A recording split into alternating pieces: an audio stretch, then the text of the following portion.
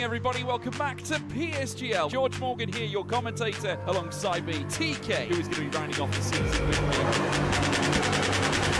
Down the inside, absolutely impossible season. This is for the win between these two. I'm on the edge of my seat. He needs to get it done now. Blakely will dive to the inside. We're robust. We got our elbows out. Ronnar takes the lead. Because here comes Alfie Butcher. Can't really complain with that one. It's not going to be easy. The pressure is on, of course. Jarno Opmeer is your champion.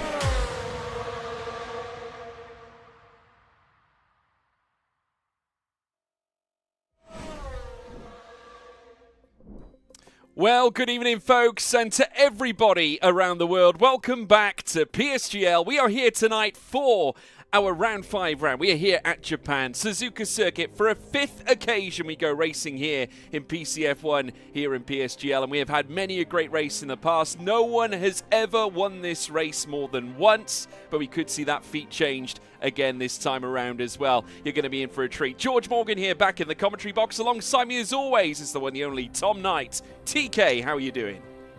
I'm doing very, very well. Really looking forward to the Japanese Grand Prix here today. A little bit of a last-minute change. The drivers should throw in a little bit of carnage and chaos. They certainly will do. This is the circuit where we will be traipsing around today. Opened back in September of 1962. They only broke ground a year before this in June with a Grand Prix layout that has stood since 2003 at 5.807 kilometres in length. That's 3.608 miles, 18 turns in total. And can you believe it? Andrea Kimi Antonelli, a 1:30.965, the lap record around this circuit as well at the same time. Plenty to look out for, and we can have a little track guide from the one, the only, two-time F1 Esports champion, Brendan Lee. Iconic, legendary, historic, and names that all come to my mind when I think about the Suzuka Circuit. We're here for round 5 of the PSGL calendar on F1 2025. Straight away into a fast, flowing, technical and precision needed to the utmost quality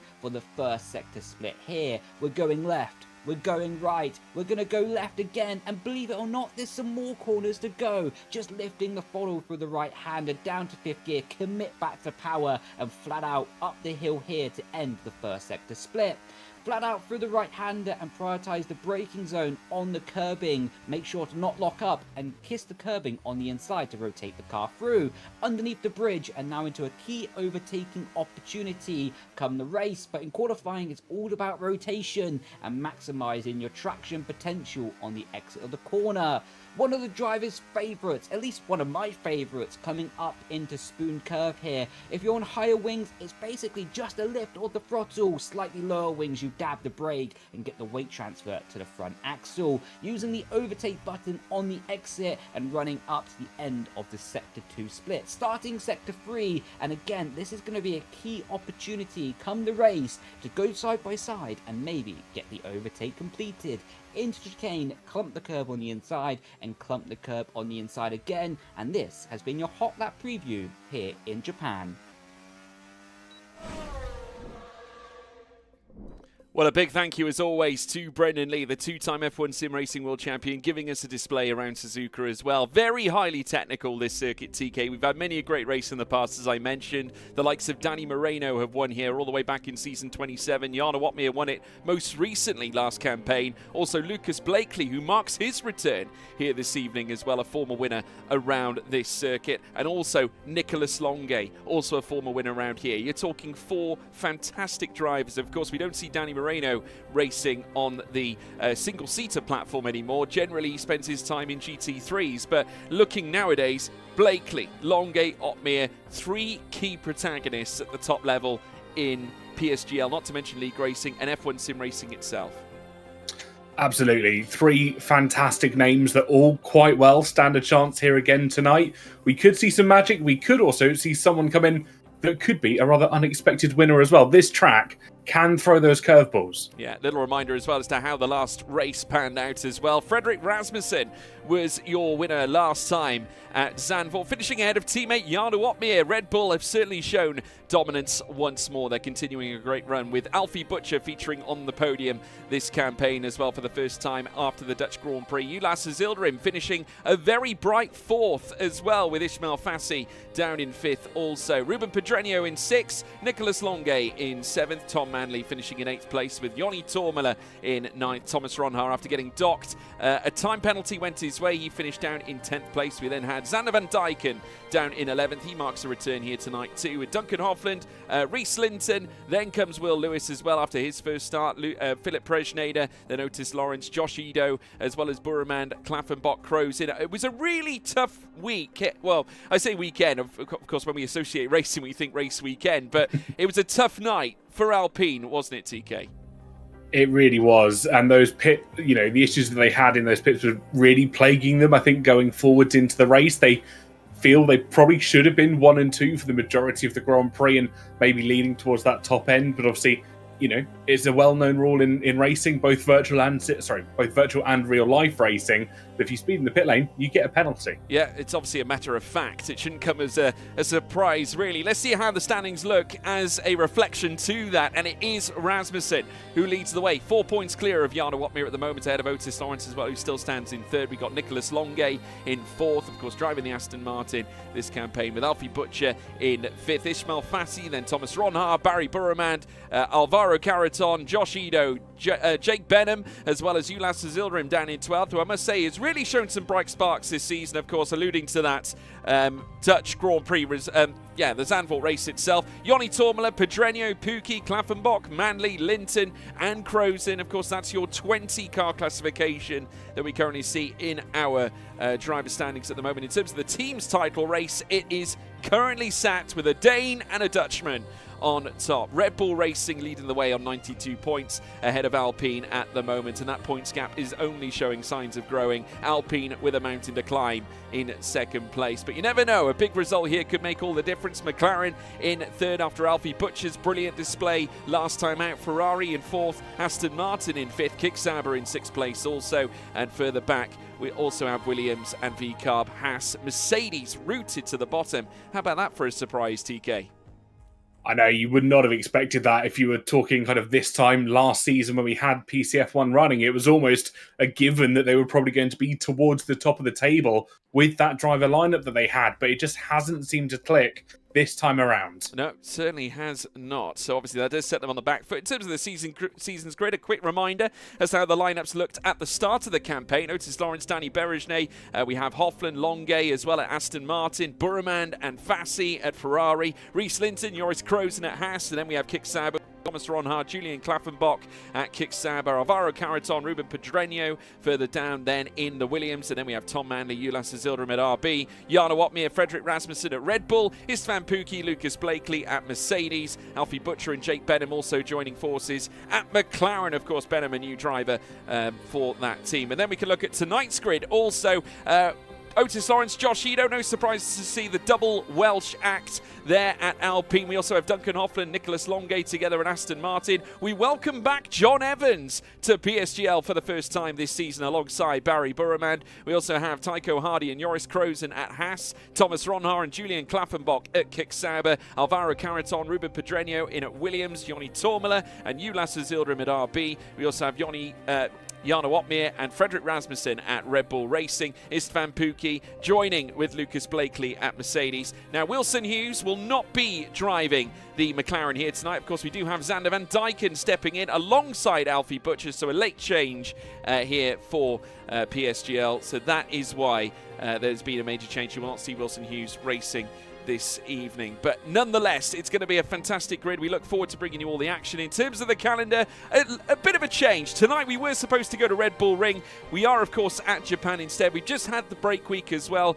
from August 20th. We now move onwards from round 5 through the rest of the season. China comes next. We also have Belgium then for round 7. Jeddah then comes up for round 8, round 9 for Qatar. Another break week presents itself on October 1st. Bahrain then lighting our screens on the for the 10th round on October 8th. We then have October 15th for Australia. We go down under. Before then, we head to Mexico. Then Vegas, and then Abu Dhabi for round 14, November 5th, which I'm sure will ignite fireworks for the grand finale. Now, there might be the case we may not go to Bahrain. We're not quite sure yet. Of course, some of you might be aware there is a glitch at turn 4 where there's a bit of a mystery bump on the curb. I've experienced it. I'm sure many of you have that have played the F1 25 game as of late. And I'm sure if it still remains when we arrive there, that there will be a late change. Obviously, we don't want to see any drivers losing potential championship points, TK, due to a invisible bump in the road.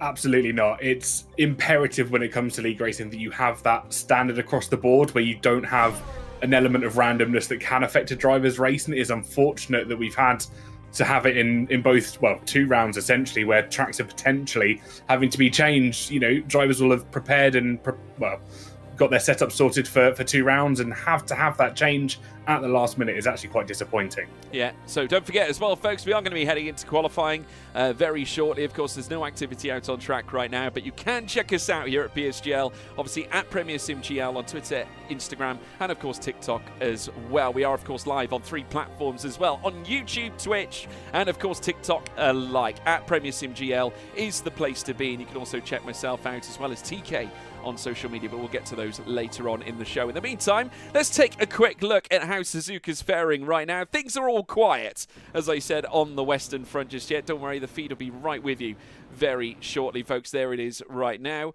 and we are going to get set to go racing once again here in this, what can only be described as a championship fight. I'm just looking for my mouse here at the moment because I've just clicked off screen apparently and I cannot see it. There it is. It's suddenly come back. I've got a new wireless keyboard, folks, so it's new.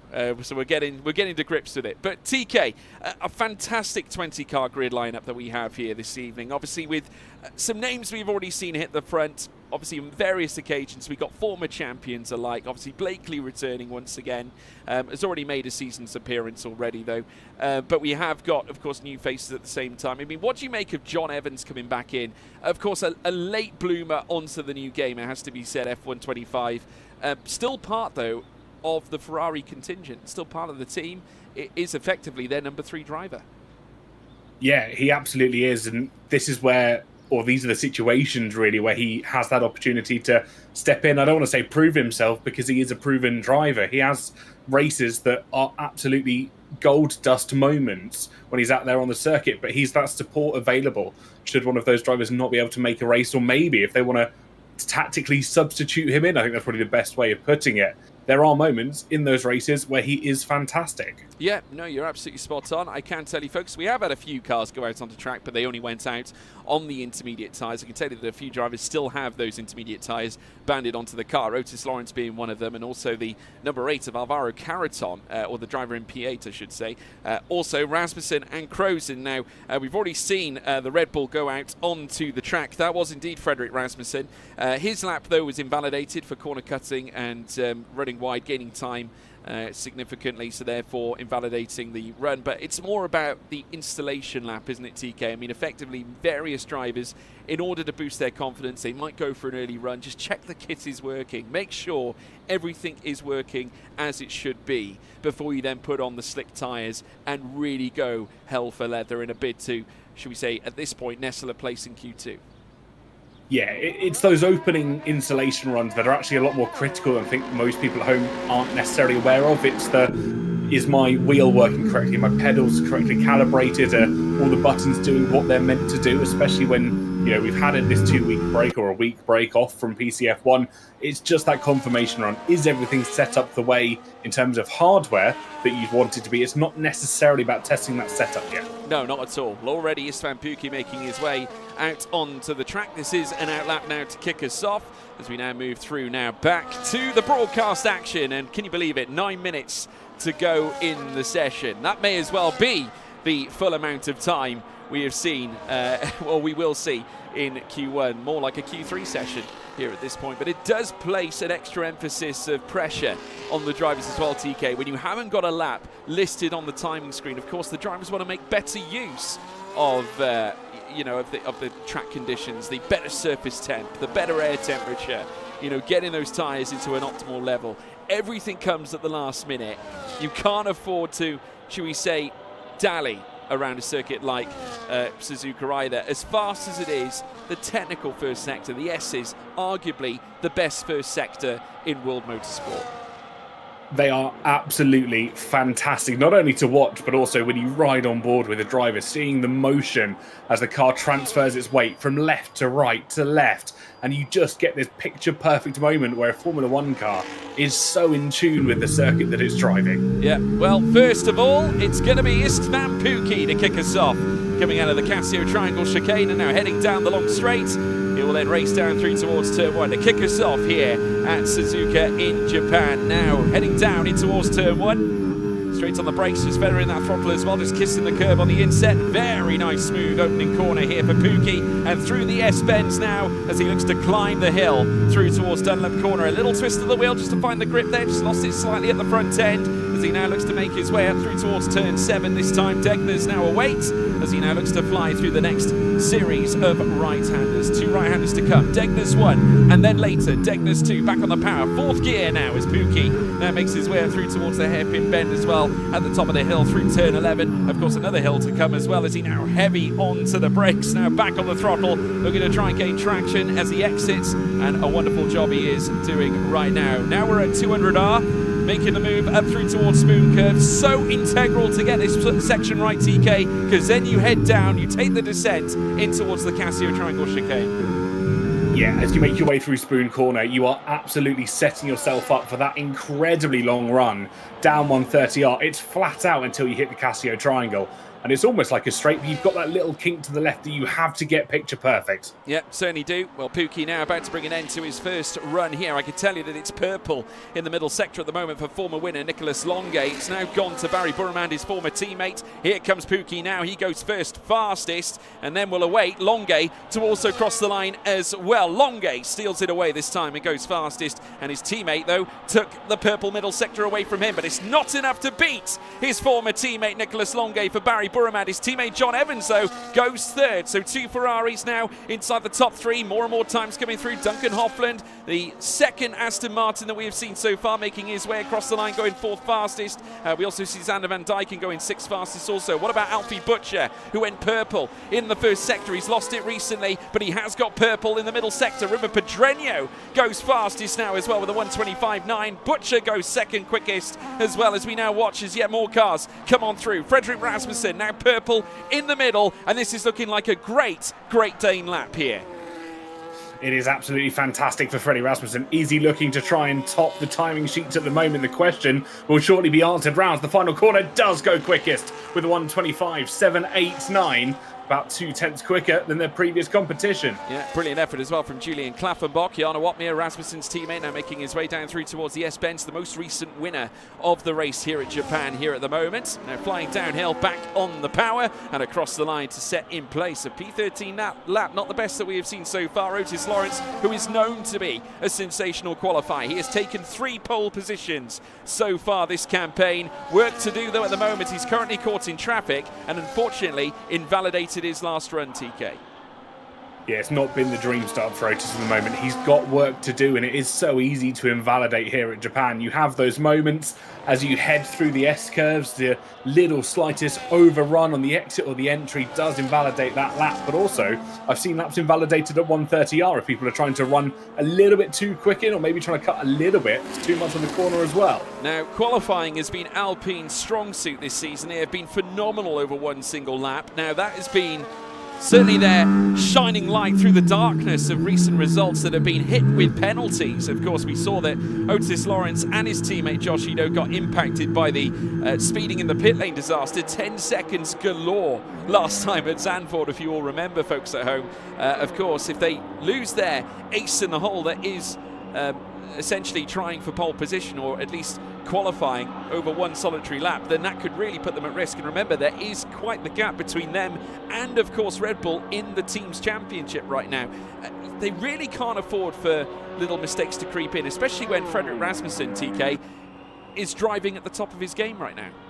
Not at all. And not only Freddie Rasmussen, but Jarno Watmir is also one of those drivers that is at peak performance, and we've seen that week in, week out. It's that moment in Formula One and racing especially, that you have to have any advantage that you could possibly try and take, and not trying to sound too much like Will Buxton here, but if you start from the front, you have that greatest advantage heading into the race. You don't say, TK. No, I'm joking. There we go. Already we're seeing some retirements with 3 minutes and 25 to go. Longate, Butcher, Klaffenbach and Pedreño all retired now from the session. Rasmussen, though, has not moved a muscle just yet. Of course, he has just come into the pits. Jana Watmere doing the same. Burraman now, P6 at the moment, just ahead of Lucas Blakely. Of course, those two winners of PSGL titles. Of course, Blakely winning it back in season 31, en route to also becoming an F1 sim racing world champion back in 2022. And we also, of course, have not forgetting, of course, Burraman, who went on to win the title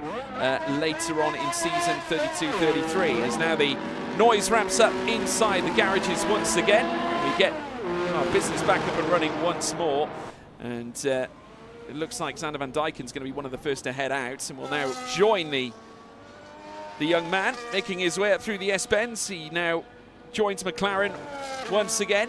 Obviously a driver who excelled in the console platforms, leading through to making his big PC debut. Of course, I did oversee him winning league racing titles on the console platforms. Has yet to find his feet really in terms of a PC sense, but I must say, recent results, you can't really 100% go against Sander van Dijken right now. P11 last time at Zandvoort, TK.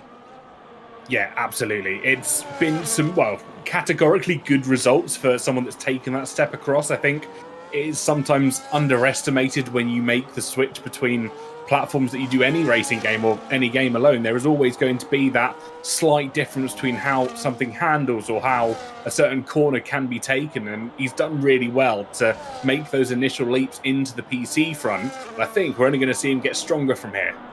Well, we'll soon find out. Let us know, folks, at home, if you haven't done so already.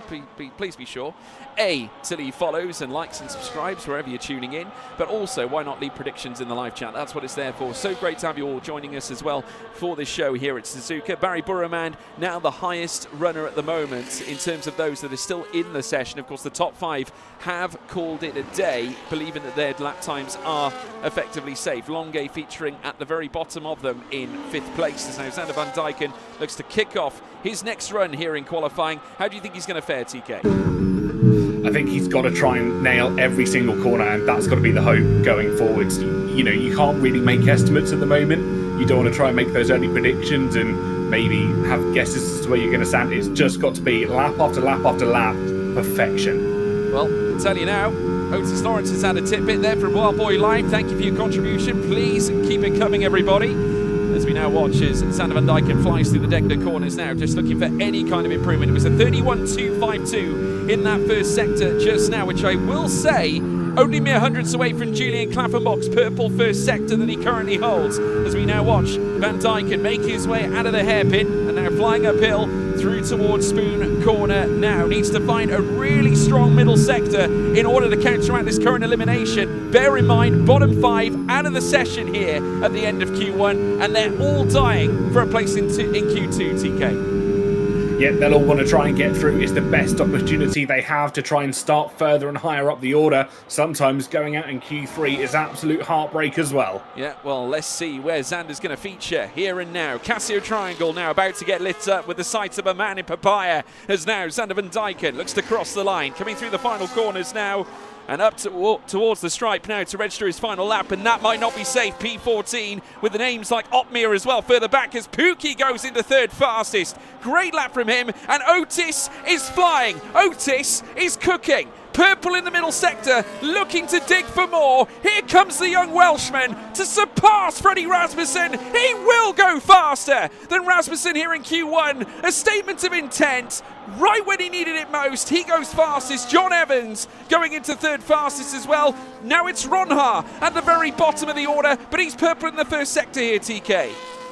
He certainly is looking to make good improvements. Is Ronha as he makes his way through in towards the final set of corners. Rounds the final corner, crosses the line, goes third fastest. And that could be safety. News on Jana Watmir, though, was not improving by enough through the first sector. Has found some time in the second. And this could just be enough. He might need it. We'll wait and see. Let's see what the final sector can bring. Can the Flying Dutchman lift himself off the bottom? Van Dijken's out. Caraton is out. The major shocks to Williams. Crozen out as well. Jana Watmir stays alive and moves through to Q2, as well as Ulas Azildrim, who comes in late to pit the Flying Dutchman to the punch for P5. But what a helter-skelter session for some. Heartbreak for many, I'm sure. But I'm sure smiles on the faces of most. Otis Lawrence, fastest here by over a 10.5, ahead of Barry Burremand and Thomas Ronhard down in third. Frederick Rasmussen in fourth. Ulas Azildrim, like I said before, P5 going to the Turk. And then comes Jana Watmir, a great last-ditch lap to post a top 10 time. We then have John Evans, Blakely, Hardy, Pedreño, Pookie, Tormala, Ido, Klaffenbach, Butcher, who just stays in. We lose Longe, Hoffland, Crozen, Caraton and Van Dijken. Major shock there to see Longe out, TK. Well, not only Longe, but both Aston Martins as well. It's not something that we've seen for an incredibly long time. I think there may have to be some discussions as to what quite went wrong there. Massive, absolutely massive. And what could this do in terms of impact their session? Because now, obviously, that means they're just going to have to dive into the strategy, TK, and try and figure out something perhaps a little bit different. Go longer on the first stint, perhaps. It's either going to be or go undercut. longer and absolutely exactly. It'll be go longer, try and blaze through the field and stay out on tyres and hope for a mistake further afield, or you go for that undercut, which we've seen be so powerful in this game, and potentially try and again hope for a bit of a miracle. Well, as you can already see, we're back underway straight off, and already the cars fanning out as they leave the pits as we get set for yet another session of qualifying. Frederick Rasmussen certainly showing that he has not missed a beat at all so far this season. It's been absolutely phenomenal over the last 3 races. I believe 3 wins in a row, TK. Yeah, absolutely fantastic stats, and he's got the characteristic and charisma to back that up as well, because sometimes you've got drivers that have those wins back to back will just knuckle down and get it, but actually the drivers that can then have a bit of a laugh, have a bit of play when things go wrong is sometimes what separates a driver from a person.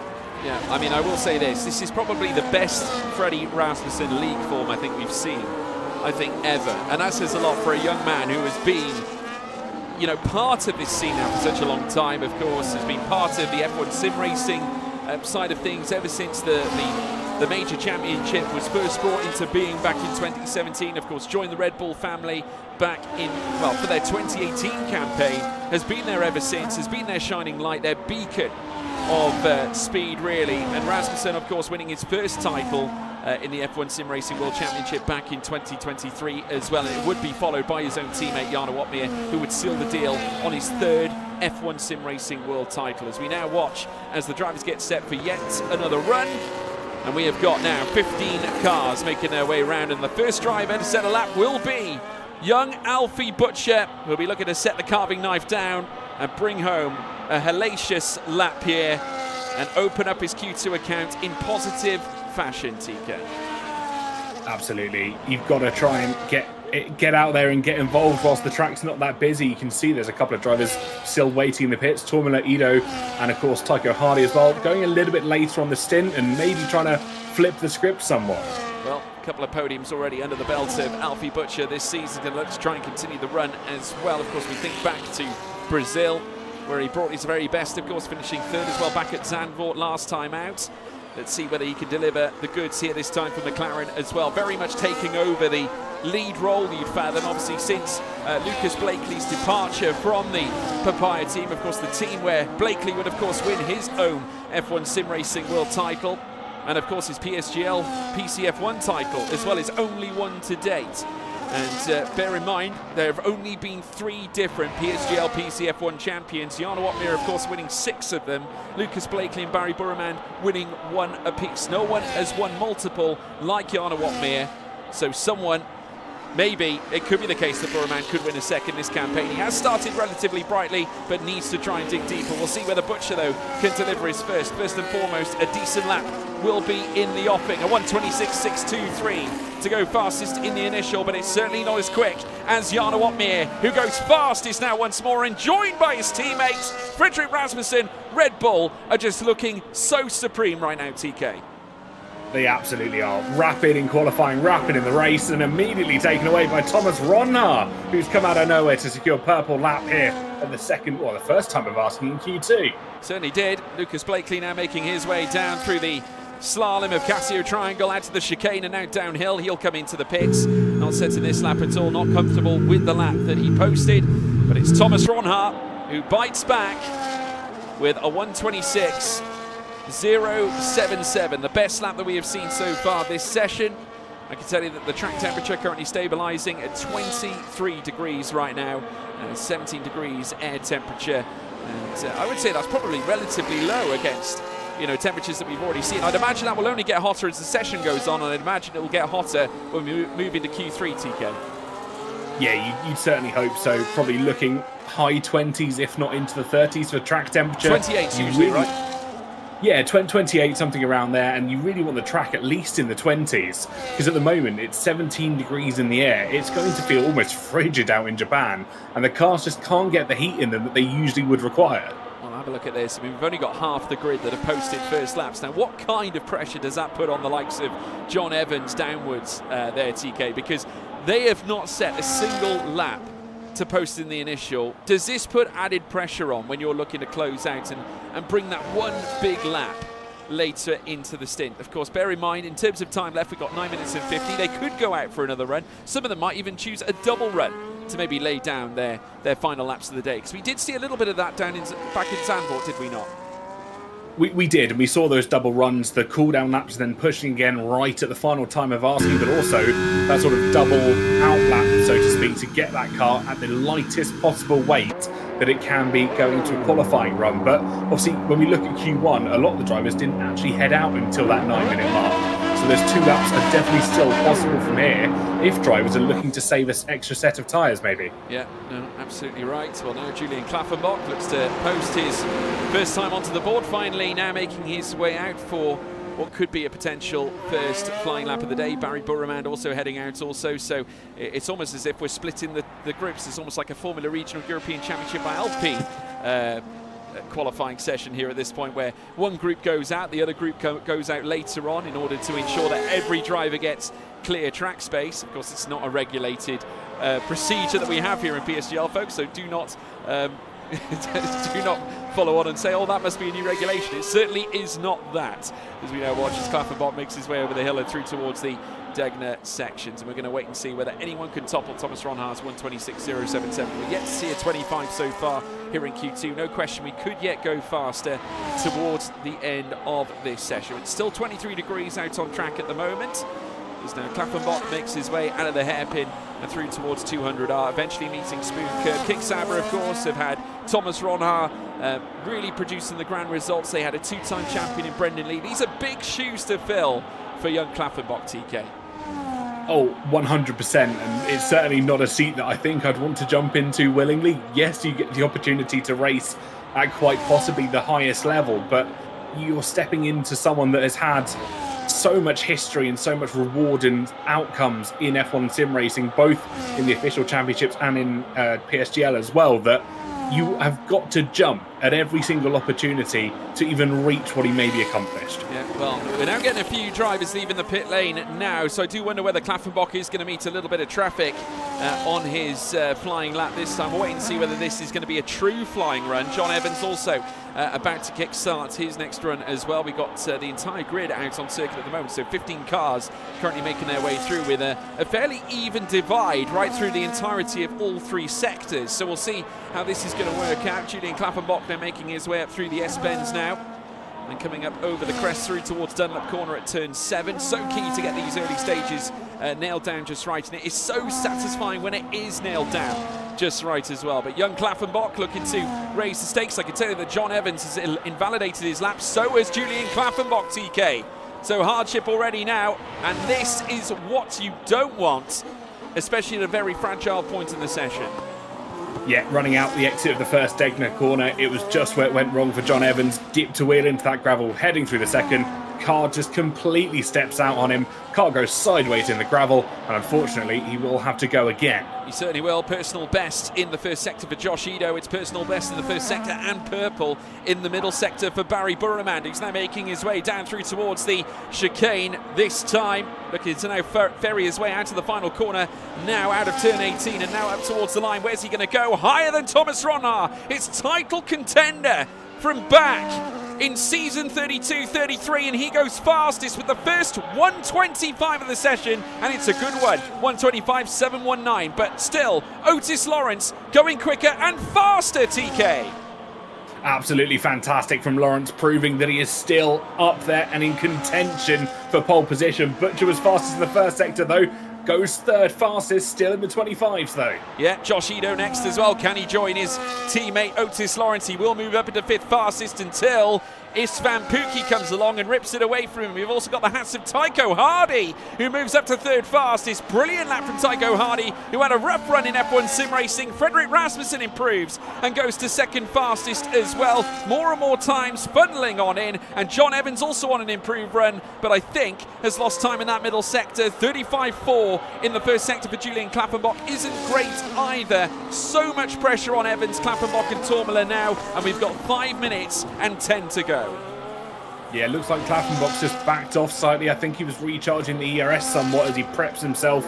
Maybe made a mistake in the opening few corners, maybe through the S's. Ronhaar, though, no mistakes from him. Fastest he goes. And it's double Dutch at the top because Jarno Opmeer has gone second. Ulas Azilrim fourth fastest now as well. Personal bests eventually lighting up in some cases purple for the likes of Ronhaar and Opmeer. Just look at that gap between Ps 1 and 2 right now. 6 thousandths of a second, and then it's 3 thousandths between Opmeer and Lawrence, and then extend 9 thousandths between Lawrence and Ozilderim. It is just fine margins, folks. If you want to take a look at the gaps in detail, just look at this. The top 8 all within 95 thousandths of a second. We're talking 9.5 hundredths, nearly just a tenth between the top 8. Truly remarkable. That is probably one of the closest qualifying times I think we've seen in a very, very long time. Just to put that in perspective, I think about a tenth of a second is about how quick it takes you to blink. So quite literally, blink and you'll miss it. That is absolutely, I mean, we're talking flies eyelash stuff between every single driver. Remarkable. Otis Lawrence so comfortable, he feels happy with his lap. He's going through in his eyes, so he will not be looking to set yet another lap towards the end of the session. We will, of course, be waiting for yet more drivers to make their way out. Ruben Pedreño still heading around the circuit, but he will, of course, be coming in and not on an improved run just yet. As now the Williams enters the pits, and now we'll move back into the garage and reassess before heading back out again. But this is the man they need to beat, TK. Thomas Ronhaar, back on top, has had the weight of the world thrown against him, of course, in prior times. The accusations, everything that was plumbed against him. He worked away. He may have lost the title back in season 32 and 33 here in PSGL. He's gone close to the F1 Sim Racing World Championship title on a couple of occasions now. He keeps knocking on that door. He's so resilient, isn't he? He absolutely is. And obviously we have heard from him in weeks gone by that he wants to knuckle down and really try and put a stint in for this season and maybe for the next few seasons as well. And whatever he's doing is starting to pay off. We saw a little bit of a comeback drive from him in the Netherlands. Obviously that penalty kind of nullified the work that he really wanted to put in. If he's able to try and replicate that lap again in Q3, I think we could see Ronhaar potentially starting from the top. Well, there's already some activity at McLaren, and Alfie Butcher will be the first driver to head out onto the circuit. So we'll wait and see how that clean air is going to help him. He'd be hoping in a positive light, though. If you're starting further back, maybe you'll benefit off slightly higher track temperatures. But Alfie Butcher the first now to rejoin the circuit. Jarno Opmeer, no surprise, is retiring from the session, much like Thomas Ronhaar. Otis Lawrence doing the same. So now it's a battle between 12 other drivers now over the top 10 places. Lucas Blakely currently sat on the bubble of elimination with 2 Mercedes manacled together over P10 and P11. Pukki in the drop zone. We'd expect him to perhaps lift himself further out. Remember, a former multi-time race winner at the highest level. I still remember his Spa victory going back a couple of seasons ago. Josh Edo as well down in 12th, as well as John Evans, who is looking to fish himself out of the drop zone. The bottom 3 not setting a single lap time. Now that's pressure, TK.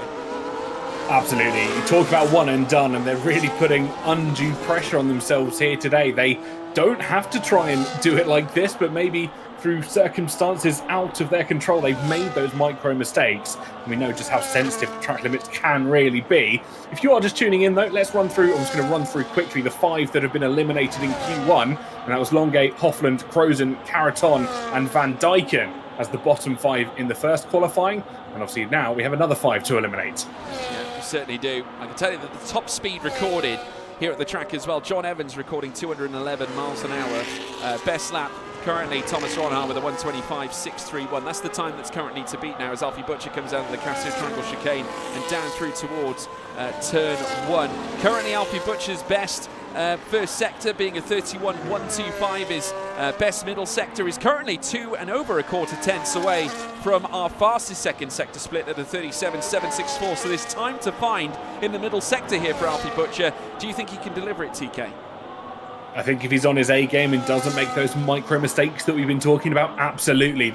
We'll see what his sector time is after that first split, and if he's on track and on form, I reckon he's going to go for it. Well, remember, 2 tenths to find in the middle sector. That can make all the difference between success and failure. We speak about margins. Remember, 9 thousandths of a second between Otis Lawrence and Thomas Ronhart. The top 3 within 9 thousandths of a second as now Alfie Butcher makes his way through the first sector split. Now this time we'll eventually see where he stacks when we make our way into the middle sector, but now he's making his way through 200R, looking to lift himself from P9 and ideally to safety. Remember, the bottom 5 get eliminated. They will not feature in Q3 where the pole shootout will begin. Currently the eliminees are Pookie, Ido, Evans, Klaffenbach and Tormela. The bottom 3 not setting a single lap just yet so far, not a valid one anyway, as now we watch as Butcher makes his way down through towards the Casio Triangle. He has improved in that middle sector with a 37.550. It's purple in the first though for Barry Burremand. Here comes Alfie Butcher though to lay down the hammer upon many. Here comes now the man in papaya, remains 9 fastest. That is no way near safe here, but Barry Burremand looking to lift himself up. Pookie moves into 9th. Here comes Burremand, fastest now here in Japan with a 125.6. Blakely's got work to do in the drop zone at the moment, around the final corner. That could be safety for Blakely as he's jumped by Tormela, but I think he's just done enough there to make it through to Q3. Yeah, brilliant effort there from Blakely, and he's relegated Pookie as well. Butcher's out. Klaffenbach looking to come in late as well. Rasmussen goes fastest with a 125.463 ahead of Barry Burremand. Here comes as well Klaffenbach. He gets 7th fastest. He maintains safety. Butcher well and truly out. And we see, of course, the house of Tycho Hardy. He will not improve. He is out of the session. We're going to say goodbye to 2 Mercedes cars. Blakely, Evans, not to mention Tycho Hardy out of the session as well. But a remarkable moment.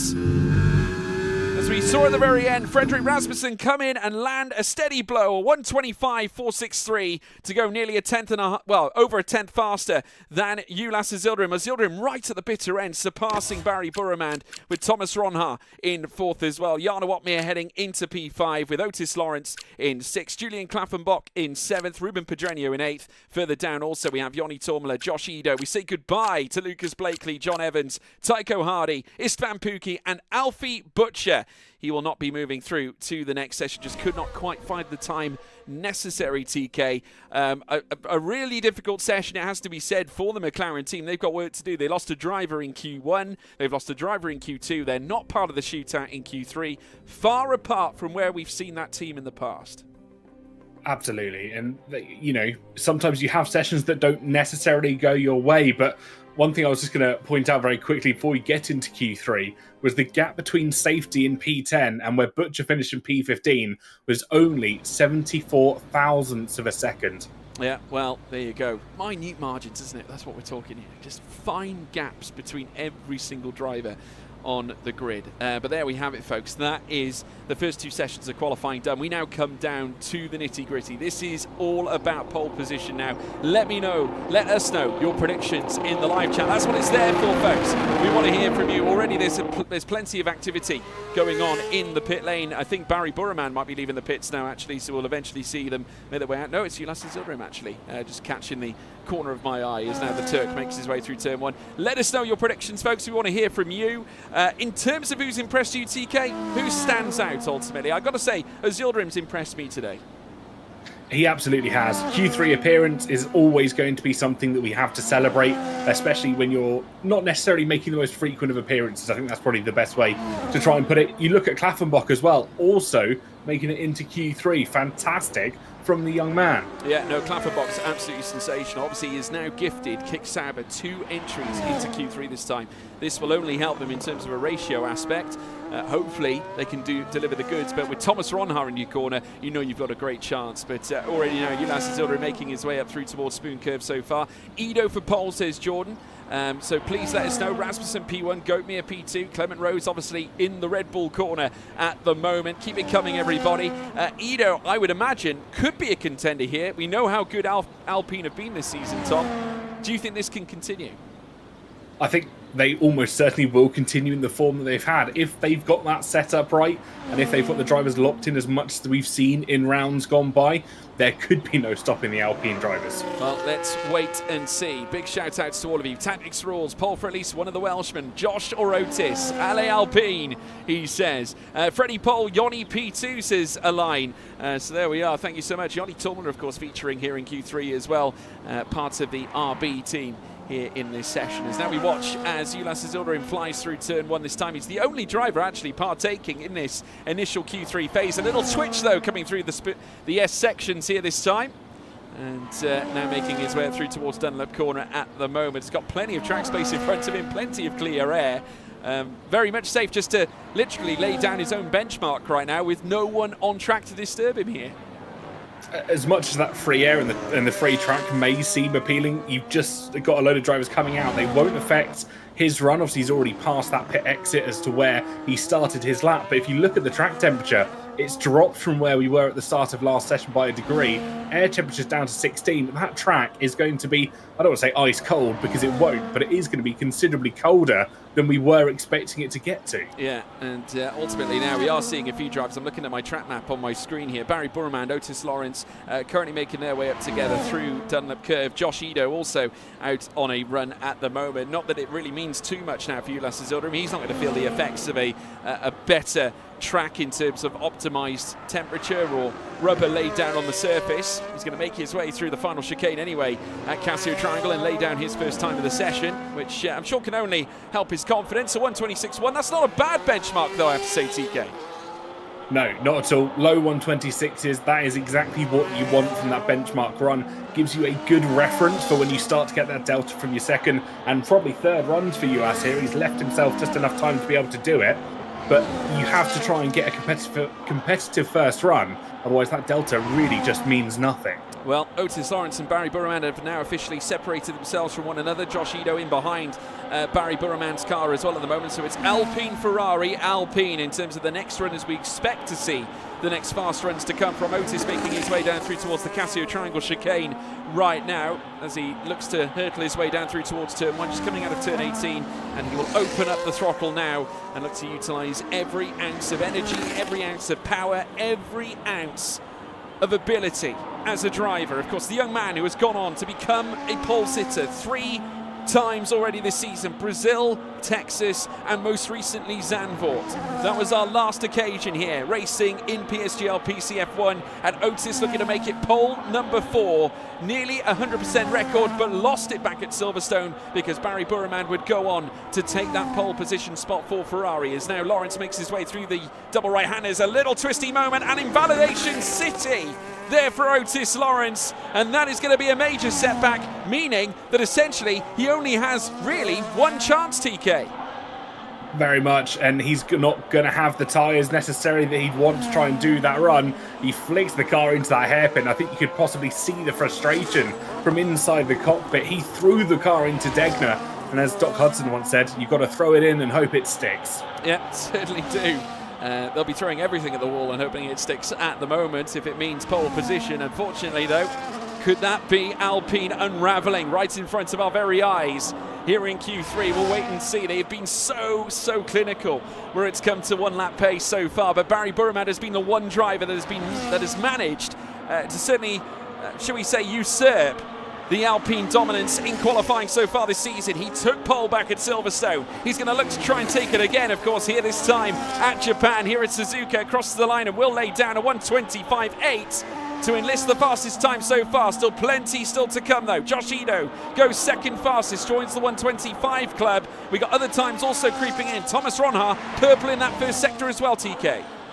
Yeah, purple in the first sector by a considerable margin as well. 31.0 was actually the sector split time. That's looking about 1 or 2 tenths quicker than most other drivers through that first sector alone.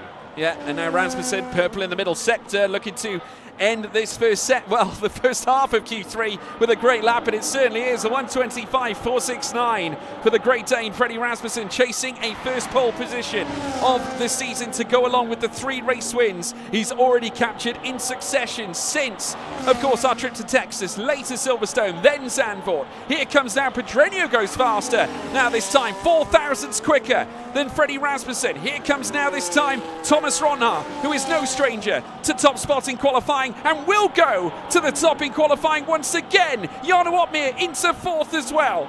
So 2 Red Bulls currently lining the top 4. We got other cars coming through as well. Joni Tormela currently 5th fastest as well alike. And Julian Klappenbot now reduced to the very bottom with only Otis Lawrence yet to lay down a lap. But sensational lap there for Thomas Ronha, opening up his account here in Q3 and ahead of Ruben Pedreño. But just look at the gap between Pedreño and Ronha. We're talking nearly 600ths of a second, 58 thousandths to be precise. It may not seem like a massive amount of time, but when you're looking at how close margins have been in qualifying and let alone in Q3, that is a canyon gap between the top 2 in terms of how close some of the drivers would really want to be on that timing board. Yeah, well, there we have it. Otis Lawrence now the only driver yet to set the time in place inside this top 10 that are fighting it out for pole position. As it stands, Otis will not be on pole for a 4th time this campaign. Ronha could be for the first time, but of course there will be one final run, we'd fathom, before the end of the session. Not seeing any improvements out on track just yet. Of course, Otis Lawrence now back in the pits, waiting for that last run, but Ronha now with the benchmark. And of course, recent results might not have necessarily gone to plan. I will say this, they did take their first podium, did Kick and Ronha back at Silverstone, though there was dismay, wasn't there, TK, at Zandvoort. He was making some pretty hellacious lunges at his home race last time out, and it led to a penalty. It certainly did, and I think a well-deserved penalty as well that came after, I think the best way of putting it is avoidable contact. He went very deep on the brakes, tried a bit of an outrageous move, and actually has paid the consequences of it. Are we going to see something similar here today, though? What sort of braking zones would we see that moving? Potentially the Casio Triangle? Very, very similar to what we saw in the Netherlands. Yeah, they do love to make the moves there, it has to be said. There's many areas on the track where you can make moves around the Suzuka circuit, certainly not short of opportunities. But we'll now wait. The calm before the storm now opens up, folks. We do appreciate your company here today. If you haven't done so already, it's prediction time. Again, let me know, let us know, let me and TK know who you think's going to take pole here at Japan. Japanese Grand Prix night here this evening, round 5 of PSGL Season 40 PCF1 for this season's championship. We have got plenty of you tuning in, well over 1,000 of you watching live across YouTube and Twitch here this evening, very nearly actually at 1.4k, so a big thank you to all of you for dropping by this time. Many of you predicting lap times at the moment, someone predicting low 24s, who knows? I don't think we're going to quite see low 24s. I think maybe at a stretch, maybe a late 24, TK. At a stretch. Yeah, a stretch. I think the possible bottom end of qualifying there. Very highly unlikely. I wouldn't put money on it. I'll put it that way. Yeah, no, neither would I, mate. Neither would I. As the cars make their way out on track. Keep those comments coming. I reckon Fassi, says Luca. Jarno for pole, says AMS Ivan. George by a massive margin. Thank you, Lucas, for the confidence. I can tell you it's not going to happen. Jarno says Atmaka. Thank you for that. We also have elsewhere George Morgan for pole. No chance. Absolutely no chance, chat. Otis Lawrence getting pole. Freddie with a 25.3. You never know. 25.3 sounds more realistic, TK. Yeah, I think that's probably slightly more what we're expecting. I think Jake said maybe a .299. Yeah. That could also be on the cards, about a tenth and a bit improvement. Yeah, I mean, I'd say probably a 10th improvement we can expect. Bear in mind these drivers have got no improvement in track temperature to work with, I think, here at the moment. Scotty Designs has come in, by the way, and said that TK wins the race from P21. I would agree. I'm only using Sonny Hayes' Plan C if that was going to take effect, unfortunately. Plan C, meaning Plan Crash, which, yeah, we saw plenty of during the course of that film. But thank you all so much for joining us. We really do appreciate you guys. Thank you for joining us here this evening. Joni Tomler making his way around the circuit now, looking to kickstart his final flying run here in Q3. We're now about to get underway for the final run, Series qualifying. Get your predictions at the ready, folks. And I must say, we're now on the edge of discovering who will take pole position here at Japan. Tomler will be the first to make his way down through towards turn 1. What do you make of this one, TK? He looks smooth enough coming through the first corner. Certainly did. The question will be, as he heads through 2, 3, 4, 5, and 6, and 7, a considerable number of corners that come at you so rapidly, you sometimes almost don't get the ability to focus on the next corner before the first one's even off. No, well, coming over the crest out of turn 7. And then a double right-hander through the Degners now and lighting up the timing screens alike. Joni Tomler finding time in that first sector. It's a 31.222. He's currently 5 thousandths quicker than Barry Burman. That's not a bad place to be. No, not at all. You've got that little bit of safety, little bit of gap as well, and maybe, hopefully not, if we see those mistakes as they head through Spoon, it's quite easy to run slightly wide as you're carrying a little bit of extra speed. It gives you a little bit of saving grace. 58 thousandths of a second between Pedreño and Thomas Ronhard. That is the mere slender gap that currently separates the top two right now. Tomler digging ever so deep, looking for an improvement. I can tell you, he is looking sharper. Inside that middle sector, a 37.554 is a personal best. Unfortunately for him, though, Barry Burman was exceedingly quicker than he was coming through the middle sector. Obviously, coming out of Spoon Curve, down the long straight and towards the Casio Triangle chicane. Here comes Tomler now up towards the line, and he will remain 5th fastest for now. What about Barry Burman? He will go fastest with a 125.3 TK. Keep an eye on Lawrence, though, through the final corner. Can he try and snatch it away? No, he can't. It's only 3rd fastest for Lawrence. Yeah, only 3rd fastest. It's not going to be enough. Thomas Ronhart making his way down through towards the final stages of the lap. Josh Ito doing the same as well. All eyes on the Alpine, the second Alpine in our rostrum, as Josh Ito will not improve at all through the session, but Rasmussen will. And a 125.269 for the Great Dane. Sees him go 1st fastest. Julian Klaffenbach goes 8th quickest. What about Thomas Ronhart? He remains in 4th. And last but certainly not least, Jarno Opmeer. Where will he go?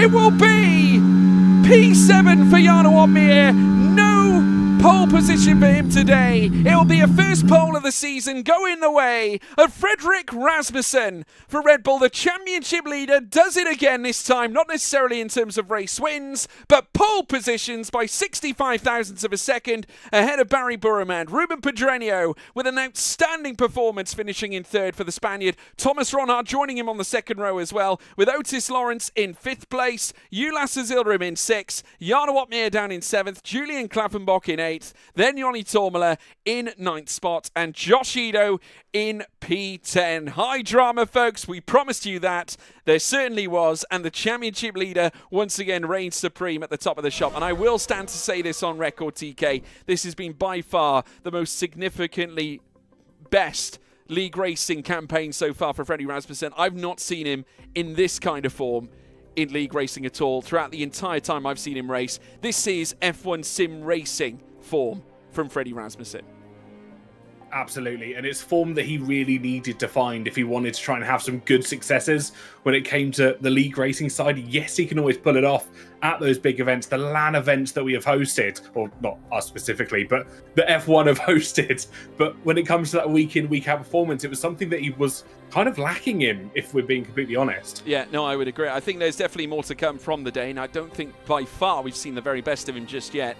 Pole position for the first time this campaign, our 3rd different pole sitter of the season, folks. We can give you a quick reminder as to our last race results as well. We'll go through the previous result at Zandvoort and also the standings and how everything's reflected. Of course, Freddie Rasmussen was your most recent race winner back at the Netherlands. He now stands on pole position for the first time this season, this time at Suzuka, Japan. Of course, our championship leader as well. He finished ahead of Jarno Opmeer last time. Of course, it was Opmeer's home race. He finished ahead of Alfie Butcher as well in P3. And further back there, we had Ulas Azildarin with a gallant performance to finish where he did. did down in P4 as well.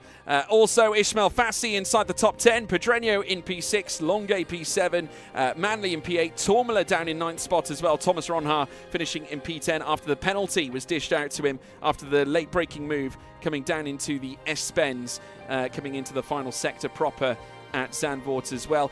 In terms of the Drivers' Championship standings, it is currently all Freddie Rasmussen right now. 48 points, 4 points clear as it stands from Jarno Watmere.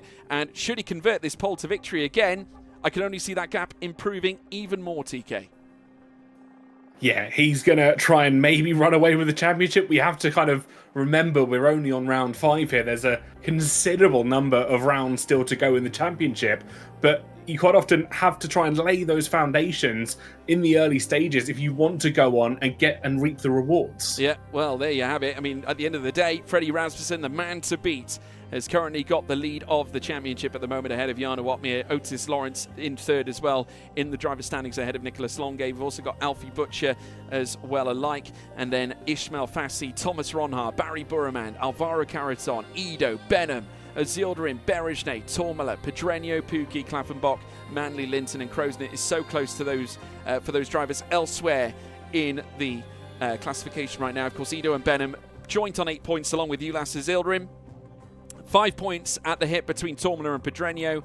Klaffenbach and Manley also on 3 points apiece, and Linton and Crozen on 2 points apiece also. We can also take a look as well elsewhere at the team standings. Red Bull currently sat at the top of the shop on 92, ahead of Alpine by 52 points at the moment. That's the gap between Ps 1 and 2 right now. We then have, of course, McLaren down in third, then Ferrari, and then Aston Martin, Kick Sauber, Williams, VCarb, Haas, and Mercedes down in the bottom echelons. Only 4 points mustered. They're currently together with Haas right now, and it's definitely clear with a combination of Pukki and Blakely like we have this evening. Just feels so odd to see Mercedes at the rear as they are right now.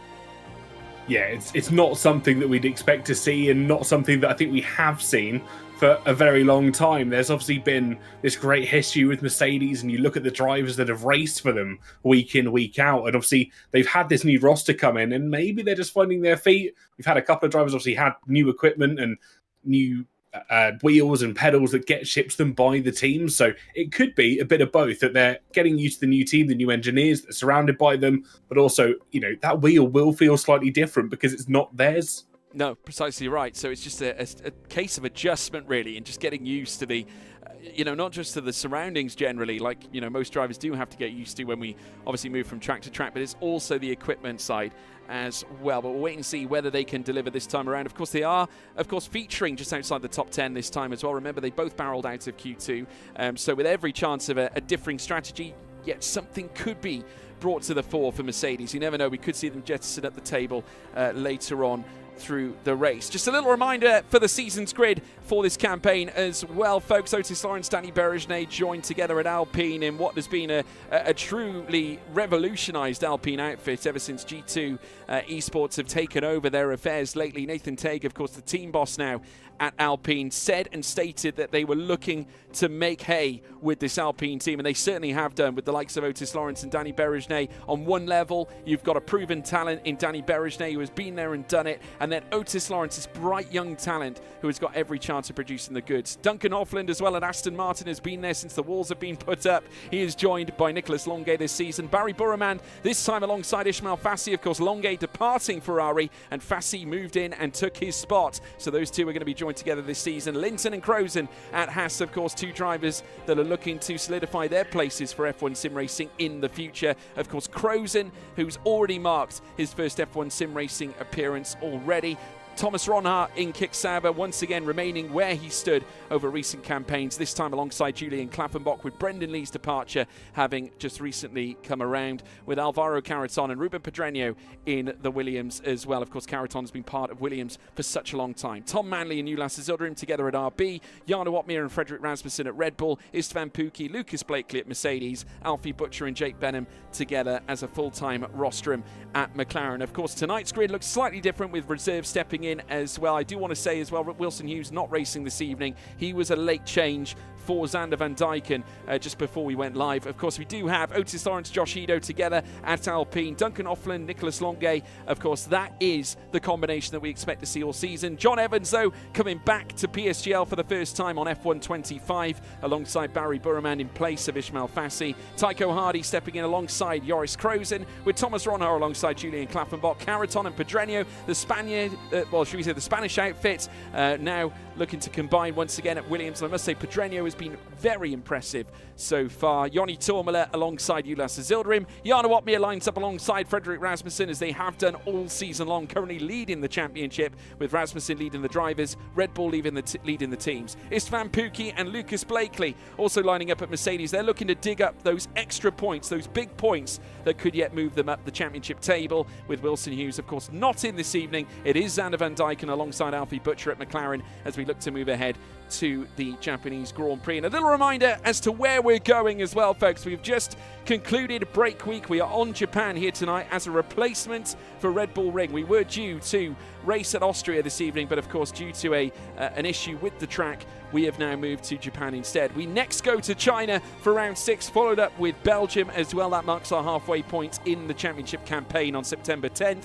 Then later, it's Jeddah for round 8 with Qatar for round 9. Another break week then enters the fold on October 1st. We then head to Bahrain, which is still a question mark right now, depending on what happens with the turn 4 invisible bump that the game seems to be holding at the moment. So we might yet change from Bahrain. Round 11, though, takes us down under to Australia. We then move to Mexico on round 12. And then for Vegas, it'll be round 13. And then the fireworks light up on November 5th for the final round of season 40 in Abu Dhabi.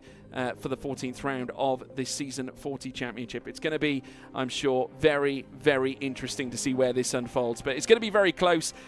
We're going to be in for a real treat, folks. I can tell you that now. In the meantime, as we get ready, I see fit that we once again revisit the track itself. TK, just talk us through the technicalities of Japan, Suzuka. Plenty of overtaking points. We've just seen qualifying. Of course, from qualifying to the race, two different things. Obviously, when we go into race trim, it's going to be all about overtaking, and this track has plenty of opportunities to do so. It certainly does indeed. Sector 1 is where you're really going to start to see some early mistakes, I think, creep through as you head into turn 1 through 7. Those are the corners that really start to throw the car left, right and centre. It can unstable even the most stable of race cars. You then head through Dunlop Curve into the two Degner corners, 8 and 9, and that's where we saw the mistakes in qualifying. Cars just running off into the gravel, and we all know that gravel bites harder, especially when the cars are heavy in full race fuel. We then head to turns 10 and 11, just in towards that hairpin, and they run through 200R. Turn 12 into Spoon Curve, where it's pretty much flat out now, down towards the Casio Triangle, one of the major overtaking spots on this circuit. You are going to see drivers going late on the brakes, and then it'll be the run down towards turn 1, where maybe we'll see some side-by-side as well. Yeah, sure we will. 18 turns. Remember, folks, this track opened up September 1962. The current layout we are running is dated all the way back from 2003 onwards and stands at 5.807 kilometres, 3.608 miles in length. Turns 18, and Andrea Kimi Antonelli holds the fastest lap time around this circuit of a 1:30.965, a phenomenal feat that was done earlier on this year. And of course, Andrea Kimi Antonelli, a phenomenal talent, winner of the Formula Regional European Championship by Alpine title back in 2023, has since gone on to do certainly reasonably well in the realms of Formula 2, but of course with a Prema team that had diverted really a lot of their staff across to IndyCar, and therefore a lot of the experienced heads that were working in F2 were no longer there. But of course, Prema still a fantastic team, and now since then, Andrea Kimi Antonelli moving into Formula 1 and is going on to bigger and better things with Mercedes, that is for sure. And whether he can bring Mercedes back to the fold, we will of course have to wait and see. But you join us now here this time around at Suzuka. We look forward to this. It's going to be a treat. Let us know your predictions in the live chat for race wins. TK, I'm going to lay it on the line. Get yourself off that fence, my good man. Who's it going to be? It's a tough one, but I think we're going to see Burman come through, get a first win on track. There you go. Barry Burman is the stake laid down by TK. Let us know in the live chat, folks. We want to hear from you. Who is going to win round 5 here at Japan? PSGL Season 40. It has never looked so good. It's going to be so tight. Who's going to take the checkered flag first as we now move back to the circuit itself for the start of the race here at Suzuka, and it's pedal to the metal, and it's go, go, go, go, go. Great start for Freddie Rasmussen. The Great Dane gets off well further back. Barry Burman not getting the best of starts further back. Ruben Pedreño under attack as well from Thomas Ronha as they come through turn 1. The slalom to come. The S-Bends will align as they make their way through the first sector. Pedreño holds back Ronha with Ulas Azilram in P5. Ido and Tormala going at it over Ps 9 and 10 right now, with Ido with the inside line coming through out of turn 7 in towards Dunlop curve. It will be Tormala who weighs down Ido, with John Evans looking to start brightly, but at the moment it's Freddie Rasmussen who leads the way here at Suzuka. Red Bull in P1, Ferrari in second, Williams in third place. Lots of battles up and down this field, especially towards the back. We saw a lot of cars going too wide as we ran through the Dunlop curve. Still a lot, 2, maybe 3 wide in towards the hairpin further at the back. Alfie Butcher getting all sorts of out of position. We have Tycho Hardy and Isvan Pookie trying to battle for position behind him. Yeah, it got very close. Alfie Butcher now 13th fastest at the moment as he now flies through Spoon Curve. It's wheel to wheel. Also further back between Nicholas Longay and also Tycho Hardy as they head out of Spoon now and downhill through towards the Casio Triangle chicane. Longay managing to hold back Hardy for now, but surely that Haas is going to have another double take this time around with Duncan Hoffman, of course Longay's teammate, currently sat down in 17th place. That is the current look in terms of where the cars are stacked right now in terms of positions gained and lost. Here comes Evans and Ido again. Evans are going to move up inside the top 10, and the fringe moves into P10 indeed, into the points as Rasmussen, of course on the opening lap, takes the fastest lap of the race as we'd expect. Yeah, Pookie into the pits. He went wide and actually retires now on the first lap. He went onto the grass as they entered into the Casio Triangle. The car went absolutely flying across the grass. Couldn't get it stopped, and that is pretty much a race ender for Pookie. Information on Tycho Hardy has front wing damage already. Oh my goodness, it goes, well, I'm not going to say from bad to worse because it's bad from the sense that he is inside the lower echelons of the bottom 10, but it gets worse knowing you have wing damage, and that is really a major problem around Suzuka, is it not, TK? Yeah, it absolutely is. You have to have that front wing working at max efficiency, especially, as we said earlier, through that first sector, because the car is thrown everywhere. It definitely is that. Of course, we look no further than the first sector where you are sent from left to right constantly through the S-Bends leading up through towards Dunlop Corner, not to mention the Degners, where it's so easy to get penalised for running a little bit wide of the curves. We saw a few drivers struggling with that through qualifying, no less than 3-time pole sitter Otis Lawrence suffering that same feat. At the moment though, Otis, highest of the hard tyre runners here, TK, so maybe looking to go long on the initial stint.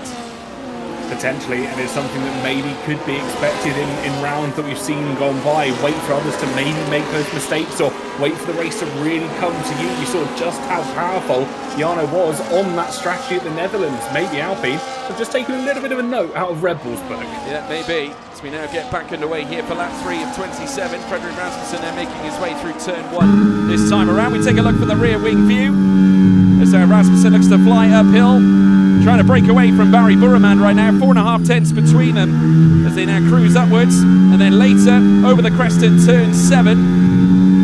And Otis Lawrence also just losing a slight bit of tread to Ulas Azilram. He wants to stay within DRS. He can't afford to lose the gap, or for it to, forge out any further than 8 to 9 tenths, TK, because as soon as you're outside of the aero at the same time, as soon as you're outside of that DRS, it's so hard to get it back. Yeah, and of course there's only one DRS zone on this circuit, so you've really got to make it work when you have it in towards the first corner. And obviously, in some circuits where there's 2 or 3, you can afford to lose a little bit of extra time through the corners. But here, you really can't afford to lose it. You've got that incredibly long run down towards the Casio Triangle, and then DRS hits you just like a train. Definitely does. Otis Lawrence now flying down out of Spoon Curve and will, of course, enter 130R, one of the the fastest point on this circuit. One of the fastest corners you'll see in motorsport. Not quite as quick though as obviously Copse Corner that we witnessed in Silverstone. That of course you certainly take at high speed alike, but of course Suzuka no slouch in itself. Julian Klappenbach over a second behind Jarno Opmeer now, so that is certainly going to go against him and leaves him on a plate really for Joni Tormela right now as we watch as Otis Lawrence now flies down through towards turn 1, currently leading the hard train of cars with Opmeer on his tail. And then later down through towards turn 1 they will go. But it's now got closer between Rasmussen and Burman, and the energy light flashing on the back of Rasmussen's car. Yeah, questions over how much he's saving, especially through that first section of corners. You can afford to maybe go into a little bit of a recharge mode because you are just putting so much through the throttle, so much through the engine, and then open up that battery system through the third sector. And that's where the drivers will really have to pay attention to just how much energy they are storing up in these cars. Well, I want to give Tycho Hardy a little bit of credit. Despite the front wing damage, no warning showing up on my screen against his name. There's only one driver with a warning for track limits against his name here, TK, and that is Alvaro Caraton. So at the end of the day, if you dice too hard at those track limits, the line, the threshold between effectively not getting a penalty and getting a penalty is so thin. And especially here at Suzuka, we talk about the deckness. That's a key area where penalties can be attributed. Yeah, and it's not only penalties that you're really kind of playing chicken with here in Japan. It is those parts of grass and gravel that are so strewn across this circuit. If you touch one of them, and we saw it in qualifying, your car just goes flying, it goes spinning, and it's really hard to bring back under control. So they have to try and be wary of just running wide in these corners. Coming downhill now, it's Rasmussen now, begins lap 5 of 27. Barry Burman 6/10 behind, with Pedreño then down in third place, Ron Haar in fourth. Half a second between Ron Haar and Pedreño now as they look to courtesy up through the first corner on this new lap. Of course, we've got 27 of them in total. Plenty for these drivers to dice with as they turn uphill.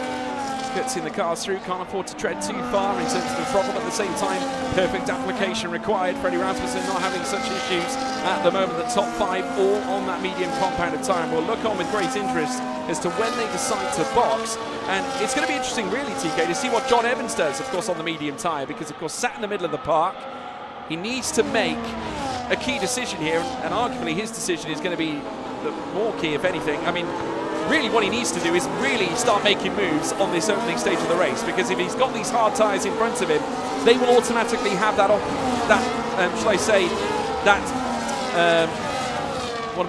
advantage, I suppose, heading into the second stint of the race. Yeah, he's stuck in almost like a no man's land at the moment, where you have that hard tyres, 4 hard tyre runners in front of him, and the rest of the field behind also on hard tyres. He's got to make the mediums work whilst he has them, because at the moment he's sat in a train not benefiting from the softer tyre, the softer rubber that he's got booted to that Scuderia Ferrari. He'd be hoping to maybe be at least on the back of the medium runners in the next few laps, sat roughly around P6, but he looks almost too comfortable in the train for someone who's on the mediums. Unless he's planning to elongate the medium tyre, but then again, why would you do that when you can get the most out of your hearts? It's a big question, really. We'll have to see what he decides to plumb for. We've got a few movements further back as well, as now Duncan Hoffler looks to go for the move this time on Tycho Hardy, and will move up with the power of DRS into P15, but is still 2 seconds from his own teammate Nicolas Longuet, which means he'll be on the brink of potentially losing DRS. But keeping enough, Tycho Hardy, remember, has that wing damage that might make Hoffland's job of breaking that DRS gap a little bit easier. Yeah, and I wonder how much Hoffland's actually got held up by Hardy there, because we saw the overtake happen down in towards turn 1. I think, actually saying that, Hoffland's just gone purple in the first, so he's really putting in the lap time, try and recover. There's a Haas-off in the background. Tycho Hardy makes a mistake at Tegner. Yeah, it certainly does. You can see the end plate on the right-hand side of that front wing is missing. That is the damage that we were talking about with Tycho Hardy with a major mistake, and now 1.8 off the back of Xander Van Dijken and disconnected from the train. I would say that's race over, TK. Yeah, almost certainly would have to pit for wing damage if he wants to try and recover himself back in, unless we see an almighty undercut, but it's not almost going to work because he started on those harder tyres. He doesn't have a harder compound to go on and run long like we traditionally see if he got damage on a set of mediums or a set of softs as well. Yeah, well, now we ride on board with Barry Burraman, who now flies down through towards turn 1. Still in the wheel tracks of Freddie Rasmussen, who gets a nice run coming out of the final corner. Of course, the application of DRS available here for the rapidly fast Iranian as Duncan Hoffland sets the fastest lap of the race, trying to close the gap back to his teammate, and he has done so. He's back to within DRS. Here comes Caraton now on Joris Krozen, and Caraton moving into 16th, and no surprise, Tycho Hardy retiring from the race. Yeah, 2 drivers gone already, Hardy and Pookie, both of them having slight issues towards the start of the race. If you are just joining us and tuning in to what is now lap 7 of 27, Pookie went deep in towards the Casio Triangle on the first lap. Car went onto the grass, and of course completely dropped off the back of the train, and that's essentially race over without any damage. Yep, certainly is that as we now continue through on lap 7 of 27. 20 laps to go. Rasmussen still leads. 6/10 now between Rasmussen and Burraman as it stands. Pedreño currently 7/10 away from Burraman at the moment, also with Ron Ha down in 4th. Ulas and Zildrim then further back also at the same time. 6 laps concluded on their tyre compound so far. We're still yet to see the first pit stops ferried in, but we will be awaiting to see when they choose to box off those medium tyres here at this stage. Barry Burraman still watching every move that Rasmussen makes. Otis Lawrence, though, staying within the wheel traps of Zildrim right now. This will work to his advantage the longer this carries on. They absolutely will. And talking of tyres and pit stop strategy and everything around that sort of element of the race, it's one that I think our drivers are going to have a real quarrel in their mind and with their engineers. The mediums will want to go as long as they can because they're a fantastic race tyre here, but also the drivers on the hard tyres will have almost an opposite reaction. They'll want to put the mediums on as quick as they can when it comes to that transition period. So nobody is going to want to pit that much earlier than anybody else at this stage. No, not at all. It's going to be a battle of risk and reward. Who dives into the pits first? Let's wait and see. Apologies for the little keyboard touch there, guys. I was just trying to adjust some of the audio levels that we're currently seeing right now. I, stupidly enough, just upped the game volume at the start of the broadcast, so it's kind of sunk me in TK a little bit, but we will sort that out as well at a later date. We do apologise if that's causing any problems for you at home. We will get that rectified for future broadcasts. But now on lap 8 and 27, Rasmussen still leads the way. 7 laps attributed on his medium compound of tyre, with 6/10 between Burraman and Rasmussen right now. That has been maintained right through the entire stint of the race so far. Duncan Hoffland still working away and now right on the rear of his teammate Nicolas Longuet. The 2 Aston Martins still together with Alvaro Caraton 1.6 back. Caraton with a huge mountain to climb to close the gap. I can tell you he's still working away to try and close said gap. He was faster incidentally than Duncan Hoffland over the course of the first sector. Needs to try and up the levels again in the middle sector. I can tell you he was fastest on that last lap as well with a 1:29.704. So Caraton putting the work in to try and bring this group of 3 back onto the back of Duncan Hoffland, though I will say it's a group of 2 because Xander van Dijken is 7.9 to 8 seconds back, so it's clearly had a major problem. Yeah, Burraman almost went for it into the first corner though, looked to the outside of turn 1. Freddie Rasmussen was parked on the apex, said absolutely not.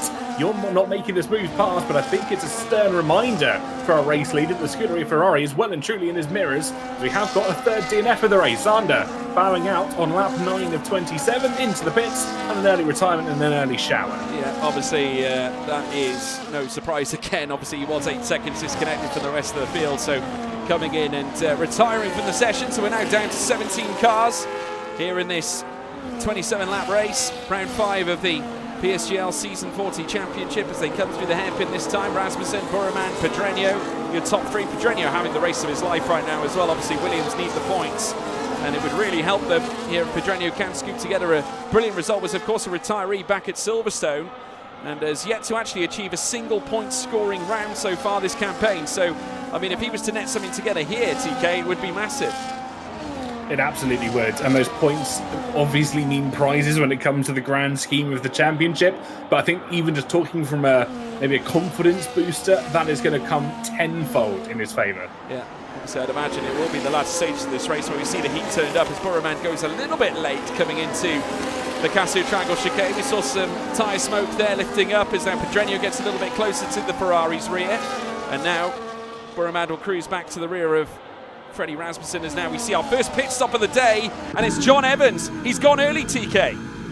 He has lap 10 of 27. It's going to be off a set of the off the medium tyres that he's done 9 laps on. Almost certainly we're on to the hards now to see out the rest of the race. But that just leaves 5 drivers on the yellow wall mediums. how long are they going to try and take them here? Well, this is now, I mean, we said he had to do something, didn't we? And he certainly has. He's gone earlier than anybody onto a fresh set of hard tyres. Now, how's this going to work for the remainder of this race? Is he going to manage to pull off some sensational undercuts? That's what he's going to be hoping for. Of course, the hard tyre is generally known as a decent race tyre, but is it good enough to extend 17 laps of racing? That's the question, and I agree with Jake Benham in the chat, who's been quite active over on YouTube. I think he was saying that this was the only option for John Evans at the moment. He was stuck in that train, wasn't really going anywhere because he couldn't work the mediums to his advantage. He's gone in early, just hoping and maybe a bit of free air, maybe a bit of heating the tyres a little bit earlier on that undercut could really pay benefit to it. Well, the question is now, how do the others respond? Those that have already, of course, on the medium tyres, sharing the same strategy essentially as John Evans at the start of the race. Do they decide to pull the pin on this medium tyre run right now? Rasmussen does. He comes in. So now, those on the mediums, the rest of them do come in. Ronhaar will carry on and take the race lead. So Rasmussen now coming in for a pit stop. So we'll have to see how John Evans fares on this. Obviously, he hasn't really had enough laps, really, TK, I suppose, to really build enough pace to counteract this pit stop from Rasmussen. No, and that's what the front runners were really banking on here. They didn't want to allow him that time to get into the groove on the set of the hard tyres, get the heat into them that he would have needed. It isn't really close, though. If you can see the track map at the bottom, he would have gained a little bit of time, but nowhere near what he would have been hoping for if they'd stayed out maybe just an additional lap. But he may have gained places. It could still be a top 10, TK, do you think? Almost certainly, when those hard tyres do go in for their pit stops, I think we're going to see a lot of shuffling in this order. Yeah, well, we'll wait and see now. Thomas Ronhaar is your race leader, and I can only imagine he'll be looking to come in on this lap.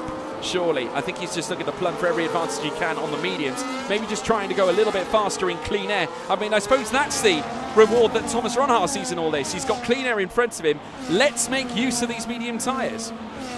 Absolutely. He's got no one in front of him at the moment. Yes, he may be a little bit out of the DRS ability that you could see at some other tracks, but obviously we've mentioned here Japan only has one DRS zone. He's not going to lose a grand deal of time from being the car that is punching through the air for everybody else. Well, let's wait and see. Down in towards the Casio Triangle chicane. Ronhaar will surely, I'd imagine, look to bail into the pits. So will he go for one more run on these tyres? Now he's coming into the pits, so just as we thought he would.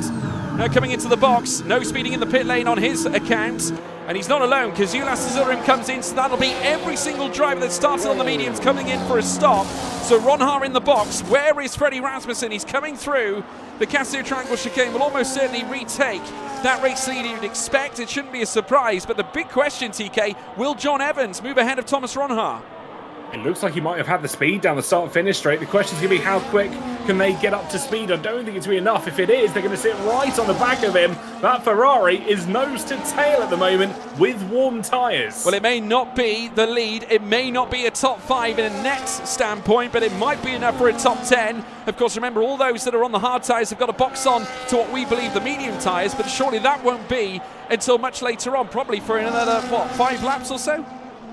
Yeah, I think we might even see a couple of drivers maybe go that much earlier. Maybe lap, 20, maths in my head here, 20, or about lap 15, maybe even that sort of early, lap 14. We saw people in the chat earlier saying they can go a little bit longer on the mediums. They'll want to try and run the mediums. But just looking on the board here, John Evans started 6 positions below Ulas Zilrim, but he's now right on the tail of him. Yeah, no, that's right. I mean, right on the heels now, and obviously we'll wait and see how this is going to pan out. Obviously, John Evans joining the crew out in front will have the benefits of DRS this time. Otis Lawrence now coming out of the Casio Triangle chicane is going to continue on yet another lap. He's got clean air in front of him. He's the more effective on-track race leader right now, but not from a net standpoint. Of course, this lot have still got to box. Thomas Ronhaar needs to try and dig himself close to the back of Ruben Pedreño. 2 seconds now the gap, TK. That could be a problem.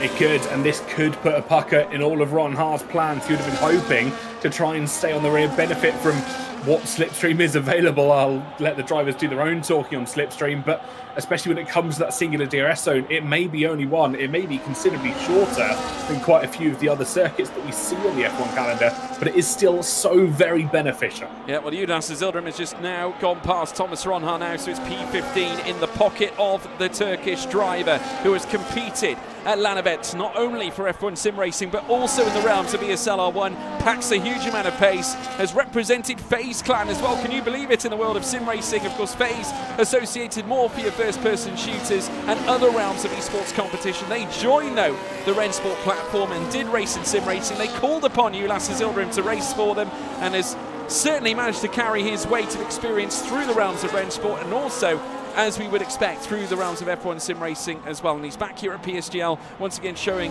why he deserves to be here. He currently sits at P15, trying to chase down Ruben Pedreño, and he's not far from DRS here at this point. 1.1 seconds away, and that could so easily become 9/10, and it almost certainly has. That's a lot of time he's gained in just one lap, and of course without a DRS zone to try and pull away. That's where the drivers in the front actually could be the sitting ducks themselves. We're seeing hard tyre runners in here though, George. Yep. Lap 14, we said it could be early. He certainly did. Into the pits they come. Pit stops now in full swing. Tormler in, Longe in, Ido in. So the first of the Alpines now coming in for a box, and I can tell you there is no penalty for them this time on pit entry. They've obviously been practicing at Ulas Azildrim. No surprises, fastest lap of the race. And just look at this, all those that have since moved on to the hard compounded tyre have now surpassed those on the mediums. John Evans is in this top 10 effectively. And Ulas sits net P3, net P4 at the moment, just behind Pedreño.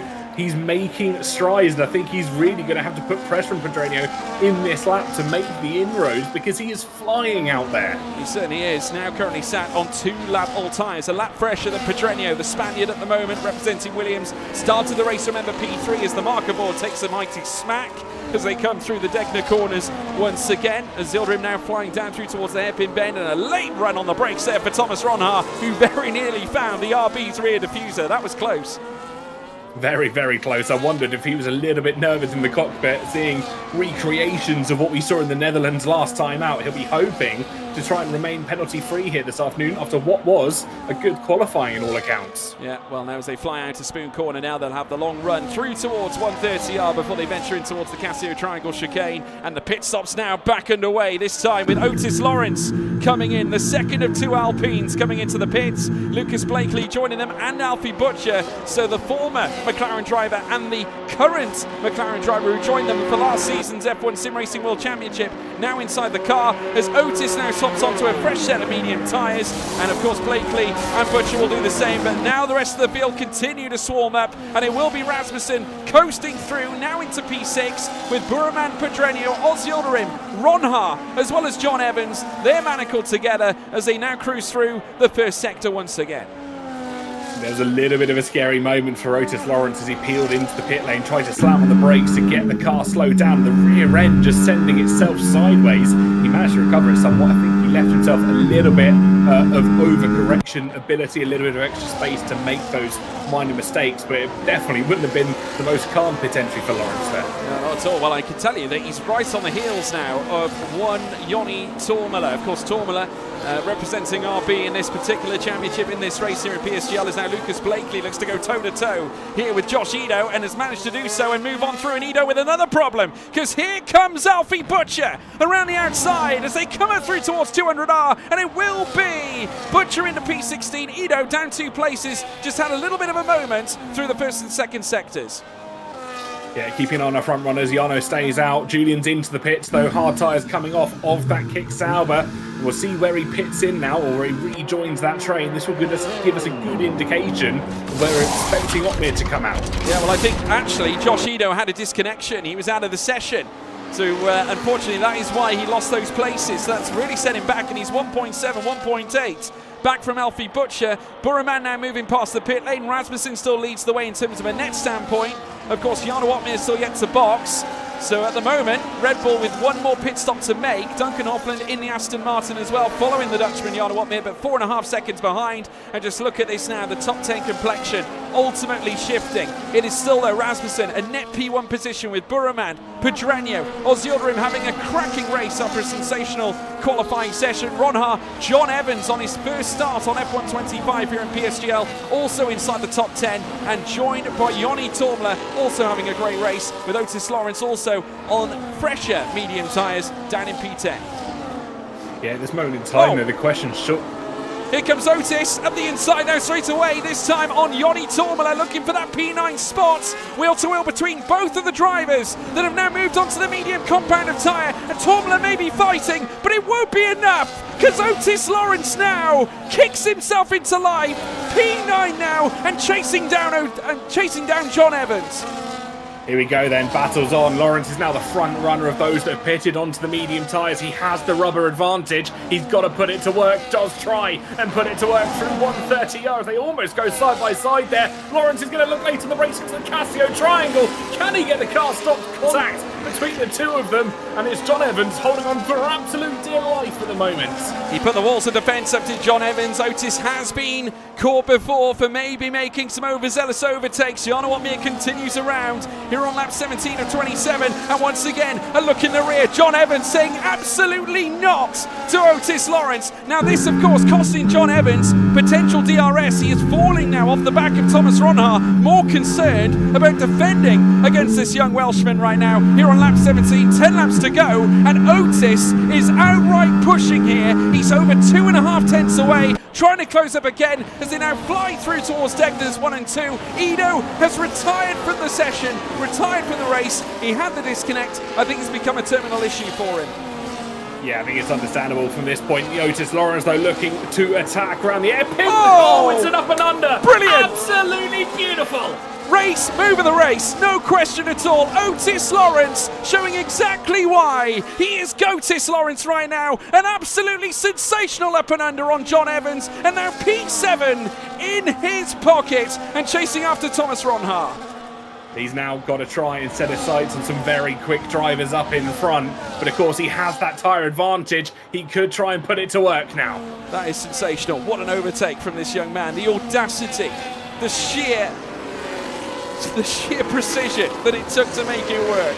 Coming through the hairpin bend at turn 11. Remarkable stuff from this young man as they fly down through towards the final corner, through the final corner, down through towards turn 1. That is absolutely exquisite. John Evans under pressure again, because here comes Joni Tormela, who's on the rear of him with the power of DRS. John Evans has it as well alike, but certainly uses it for defence as opposed to attack, trying to protect this P8 place. He wants his first points of the season, and they could yet still come if he can hold out for the next 9 laps.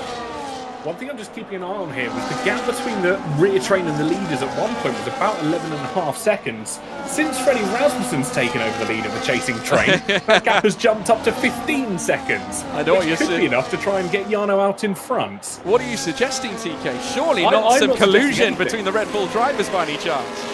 No, certainly not at all. We all race fair here at PSGL. Well, I mean, it's not by racing fair. This is pure tactics. This is Freddie, I think, clearly trying to help his teammates out. If you want to talk about last laps, I can tell you that Freddie did a 1:30.036, which was faster than Jarno Otmir by nearly 9 tenths of a second. So Freddie might well be helping Jarno on certain occasions. Maybe this now opening up an opportunity here for the Flying Dutchman on better tyres to potentially move his way through the field. This could be a true display here towards the pit road. We saw what he did back at Zandvoort as well, remember folks. He went on the better tyres towards the end. He came up right behind his own teammate, and now Otmir finally comes into the pits now this time to surely change onto a fresh set, maybe even soft tyres. What's he going to pick? Will it be mediums? I'm sure it will be. Medium tyres here, TK. Yeah, medium tyres going on. You can see the train fanning past as there's a two-way battle. Lawrence and no! My goodness me, Otis Lawrence, major damage, a huge collision. Thomas Ronhaar getting caught with him as well. A massive crash between the two of them coming down the long straight towards turn 1. And that has led to Otis Lawrence now being, well, clattered out of this top 10 equation now, and he's going into free fall. Jarno Otmir moves through, as will Duncan Offlin, I'm sure. He is basically a moving bollard. Thomas Ronhaar, I'm not sure as to the extent of damage he's received, but Otis Lawrence out of this race, it has to be said. Yeah, Ronhaar's got damage. I think it's front left end plate only, though, for that kicks out, but I think he's got off considerably lighter than his Alpine counterpart here. Well, there we go. I tell you what, that's going to be a fiery one in the drivers' chat later on. Obviously, Thomas Ronhaar, who has been in full focus this season, obviously chasing a first PSGL crown. Joni Tormela moving up into 5th place as well, ahead of John Evans coming into the hairpin. I mean, that is high drama. I'm not quite sure what we just witnessed, where the the wrong was in that case. We'd have to watch it back really to really digest it, but we did catch it right there in 1080p. 60 FPS as now Alfie Butcher moves through into P7 as well. Ron Har in free fall as well, TK. Surely this is going to lead to a retirement. Yeah, I think that's potentially his only option unless he wants to try and survive and fight with the wing damage. We've seen that take out drivers already. He's not going into the pit, so he's going to try and stick it out, at least for the time being. Lawrence almost certainly will have to call that a day, and we aren't going to see it's going to be Julian Klaffenbach trying to attack the other kicks out towards the first corner. He looks for it again to the inside, almost sends himself spinning this time. Yeah, Alfie Butcher nearly coming a cropper on that occasion. Obviously, Thomas Ron Har is not going to overtake his teammate because he knows that Klaffenbach is likely going to be the faster driver here right now. That is truly remarkable scenes. Obviously, Butcher with a time penalty against his name. He's got 3 seconds against himself at the moment, which will see him drop into free fall down through the order. I can tell you he has got 2 warnings against himself as well. 2 warnings also against the likes of Nicholas Longuet, former winner at this track back in season 34. As now they come through the first sector and into the middle sector this time as they come through the hairpin. John Evans now, the likelihood of him achieving a points finish now looks a little bit more likely as now Nicholas Longuet goes on the attack, or is it Jarno Opmeer on the attack this time as they come out through towards Spoon Curve. Opmeer not going for the move just yet, but was all over the rear of Nicholas Longuet through 200R. Yeah, 5 lap fresher tyres as they make their way through Spoon Curve and down towards 130R, and it's pretty much nose to tail for Longuet and Opmeer here as they run down towards Casio Triangle. I wouldn't be surprised if we see a late braking move. It's the favoured move at the moment. We get the camera shots at 2 wide between Longuet, and that's Ron Har who's having to do some defending as well.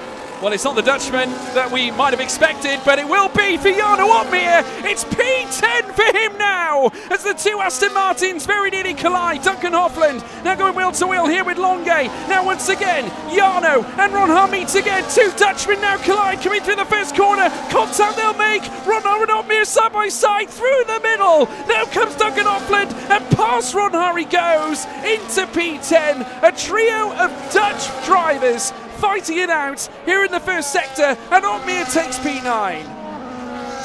Fantastic stuff from Jarno Opmeer, really putting the tyres to his advantage, and now he's got Klaffenbach just in front of him, and of course Butcher with that penalty, so may slightly disregard the McLaren at 6 and 7. Yeah, it's getting tight now. Jarno Opmeer is going to use every ounce of these medium tyres, the freshest tyres inside this top 10. Otis Lawrence has boxed. He is on a fresh set of mediums, but 29 seconds off the back of Lucas Blakely. There is no chance that that time is going to be recouped, folks. Of course, no safety cars here in PSGL, so no safety will be granted here for Otis Lawrence. He's got to do it on the track, and that looks so unlikely right now. The one thing that is the case at the moment, Red Bull still holding all the cards up at the very top, ahead of Barry Boremann's Ferrari right now. Rasmussen doing the business as he did in qualifying, and now he could be meeting reinforcements as well, because Jarno Opmeer on fresher tyres now starting to close vibrantly on the back of Julian Klaffenbach, who has got a train in front of him. I must say, Klaffenbach is looking relentlessly quick. He absolutely is. And this is going to be an interesting battle of the ages. Ron Har's into the pits, couldn't deal with that wing damage anymore, actually retires from the session. And that is an interesting call. He was sat halfway decently, and maybe decided it wasn't worth the race. No, Alfie Butcher also not able to make the move count on John Evans. So I must say his defensive driving has been nothing short of sensational. He might yet meet perhaps some discrepancy in the stewards' room. We'll wait and see over a few of them. Of course, we didn't necessarily expect a few moves to be questioned. We've seen moves questioned countless times, obviously. Kryptonite has been working hard behind the scenes on the stewarding side. Otis Lawrence taking the fastest lap of the race as he now continues around in 15th spot right now. But obviously at the moment, John Evans, P6, and looking to bring this one home and host as they reach the checkered flag later on. But his hard tyres might be better use than Tormola's medium tyres in P5 right now. So as we go deeper, I mean, I wouldn't count out John Evans for P5 here. No, not at all. It's one that we could see him maybe try and jump up. How long can Tormola handle on those set of mediums? He's done 8 laps already. He's going to be doing about 13 laps by the time we get to the end of the race. And if we can think back to 22 laps ago when we saw that crossover period between the mediums and the hards, roughly around lap 7, lap 8, which is what we're getting to on this stint of the mediums. Well, let's wait and see. Let's wait and see indeed, folks. Lap 22 of 27. Rasmussen now about to cross the line to make it lap 23 of 27. 4 laps now, or 5 if you include this one, as we look to bring an end to this Japanese Grand Prix race. John Evans once again forced to go defensive as Alfie Butcher once again has another look around the outside as they come through turn 1. No move in the offing as they now look to fly uphill through the S's. John Evans still defending relentlessly, trying to hold on desperately to a P6 and double points for Ferrari, because Buraman still sits in second, remember, and could yet grab a win if he and Freddie go side by side on the final laps of this race. Yeah, Longuet's made a mistake through turn 1 as well. It's more bad news this weekend for the Aston Martins. They didn't qualify well at all, and it doesn't look like one of their drivers at least is having a race to remember. No, not at all. Here comes Jarno Opmeer now on the tail of Julian Klappenbach. It's perhaps made the move coming into the hairpin. No move can be made just yet. Has to be a little patient, but a tap in the rear on Klappenbach's car. And it was very much a domino situation, because Duncan Hoffland is also waiting in the wings, and he might yet go for a move here, with Opmeer making his way through towards 200R. Will Hoffland provide the surprise attack as they come in towards Spoon? Opmeer going slightly defensive as they look to ferry their way out to the hairpin at the top of the hill, and then downhill through towards 130R once again. Just getting onto the curve there a little bit, Klappenbach, and that could only harm his momentum on the run down towards the Casio Triangle chicane. Will the Dutchman now plumb for the move here against Klappenbach as they fly through towards the final couple of corners on this next lap? Here comes Jarno Opmeer around the outside. Klappenbach under threat as they now go toe-to-toe through the final few corners, and it will be Klappenbach who holds on to P8 for now, but Opmeer is going to come back on the attack. Klappenbach did really well there, closed the gap as much as he possibly could through both the triangle and the run up to it as well, but the DRS proving too powerful there for himself. Jarno Opmeer sails by in towards the first corner, and that's P8 for Jarno Opmeer. Lovely move there from Jarno Opmeer. Alfie Butcher forced to remain behind John Evans as well. And remember, Opmeer will inherit that P7 due to the penalty that Alfie Butcher receives as well, so automatically another place gain in his pocket. But obviously he wants to get it done on track. He's got better tyres than any other driver on this circuit right now as Nicholas Longuet retires from the race. That's another place gained here for Otis Lawrence, now up into 14th. Again, another weekend, another night of bad luck for Alpine here, TK, and they won't be scoring any points this evening. Not at the moment, and it's really tough to come back from races like this, where we had the Netherlands 2 weeks ago, and now we head to Japan, where it was looking so favourable for them. Lawrence was absolutely flying, and of course maybe slightly out of control. We don't want to speculate too much on exactly what happened until the stewards have had their input, but he'll be going home pointless and maybe a little bit disheartened as well. Well, let's wait and see. Heading downhill now out of the Spoon Curve section. Opmeer now thundering down through towards the left-hander at 130R. And then later, the heavy braking zone coming into the Casio Triangle chicane. Barry Burremand as well getting closer to the back of Freddie Rasmussen. Not quite close enough, though, to manufacture a overtake just yet. This battle's getting very interesting, because also Alfie Butcher part of this. Remember, he does have that penalty, but I don't think that's going to matter to him too much. He wants to get as much done as he can on track in order to make something work for him. Here comes the Butcher around the outside of John Evans, and now has the best chance possible now of getting a move done, and that might have been a little bit hellacious there from John Evans, throwing Alfie Butcher out wide, and he gets a penalty as a result as well. His second of the race, and I get the feel, I think John Evans might have been in the wrong for that one, TK. Yeah, again, another one. I think the stewards are going to have a busy time here this afternoon. Speaking of Ferraris, though, Burman tried it around the outside of turn number 1. Again, just reminding Rasmussen that he's there, he's in his mirrors, and maybe he could be expecting an attack in the next lap and a half, because, of course, he'll want to try and lead on towards that final lap. No DRS to worry about. Well, no, through goes Jarno Opmeer straight away and past John Evans into P6. So the Dutchman now with a 1.5 second gap to climb, and now in P6 chasing down Joni Tourmalet. At the moment the gap's fairly equal between those from P3 down to P5 at the moment. Tourmalet now stepping out to 5/10 just briefly, but Opmeer now looking to try and hunt down a potential podium place with a couple of laps to go, but it's going to be a hefty requirement here in the closing stages to pull something like that out of the bag, but he does have the better tyres. That will go in his favour. Bear in mind, Tourmalet on aged mediums. Let's see how this goes. 1.3 seconds now between them as they ferry out to the Casio Triangle chicane once again. We take a look at our leaders. Ruben Pedreño is having a fantastic race so far. Still currently sat in third with Ulas Azilrim, also equally having a great race. Nose to tail on the run down through towards turn 1. Within 2/10 of each other now, Pedreño and Burremand as they come through the first sector. And yet again, another retirement. Lucas Blakely out of the session. So Otis Lawrence inheriting another place, P13.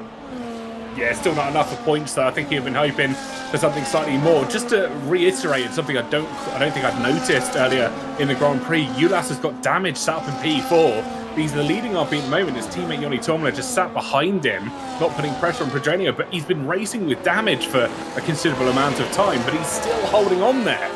Well, and also Otmir now within DRS on Yoni Tomla and ULAS Zilrim. So the RBs might be facing a little bit of scrutiny now from the sister car, the Red Bull, as they come through towards the in-swinger of 200R and up the hill through towards Spoon Curve. Let's see whether Jarno can manufacture something special here in the closing stages. We're on the penultimate lap of the race, lap 26 and 27. Of course, this is something similar from, to what we've seen in the past from Jarno Otmir. Last lap place gains, last moment magnificence that we have seen in the past. Of course, we look back at season 27 at Australia. He pulled up something quintessentially similar at Zandvoort, and now up the inside straight away on Yoni Tormela, looking to gain P5 and gets P5 as well. So Jarno Otmir up into P5 this time on the day where he celebrates 500,000 subscribers on YouTube, and now chasing down ULAS Zilrim for P4 here this time, and a podium could be on the table. I think it absolutely could. He can try and dispatch ULAS through this element of the track that requires that front wing the most. If he's able to maybe stick a nose up the inside, they head through Dunlop Curve, that could be the critical moment here for Otmir. Well, Barry Burremand also 1.1 second behind Rasmussen this time on the final lap, so it looks like Rasmussen's are going to take this one home and hose to make it 4 wins in a row. What a record to hold and increase the championship deficit at the top of the shop.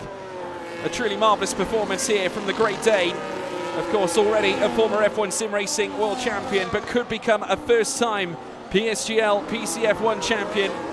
As the gap now extends to 1.5, Barry Burremand in second place, and Otmir now on the attack and chasing down a potential podium visit. It's going to be quite a mountain to climb though, TK, but he's on the tail of ULAS Zilrim. He absolutely is. He's got to try and get the move done here. I think he's too far out now potentially to try and go for a podium position. He's not close enough to Pedrenio, even with 100% battery charged up if he theoretically has it. P4 though will be critical points for Red Bull. Yeah, it certainly will, coming in towards 130R. No changes so far, but now we watch as Freddie Rasmussen makes his way through towards the final corner. As far as Jarno Otmir is concerned, though, he's chasing down P4. He's going to come through, and he will take P4 away, and Freddie Rasmussen will mark it 4 in a row. 4th place for Otmir, 4 wins in a row for Frederick Rasmussen. Red Bull now sing once more and have taken yet another race win in succession, 4 in a row, to once again solidify their place at the top of the championship. It's victory at Japan for Frederick Rasmussen. The Great Dane has done it, with Barry Burremand in second, Ruben Pedrenio a first podium of the season and a driver of the day performance without question. And Jarno Otmir taking 4th place after ULAS Zilrim just loses out towards the end. But Rasmussen, your winner here at Suzuka, TK.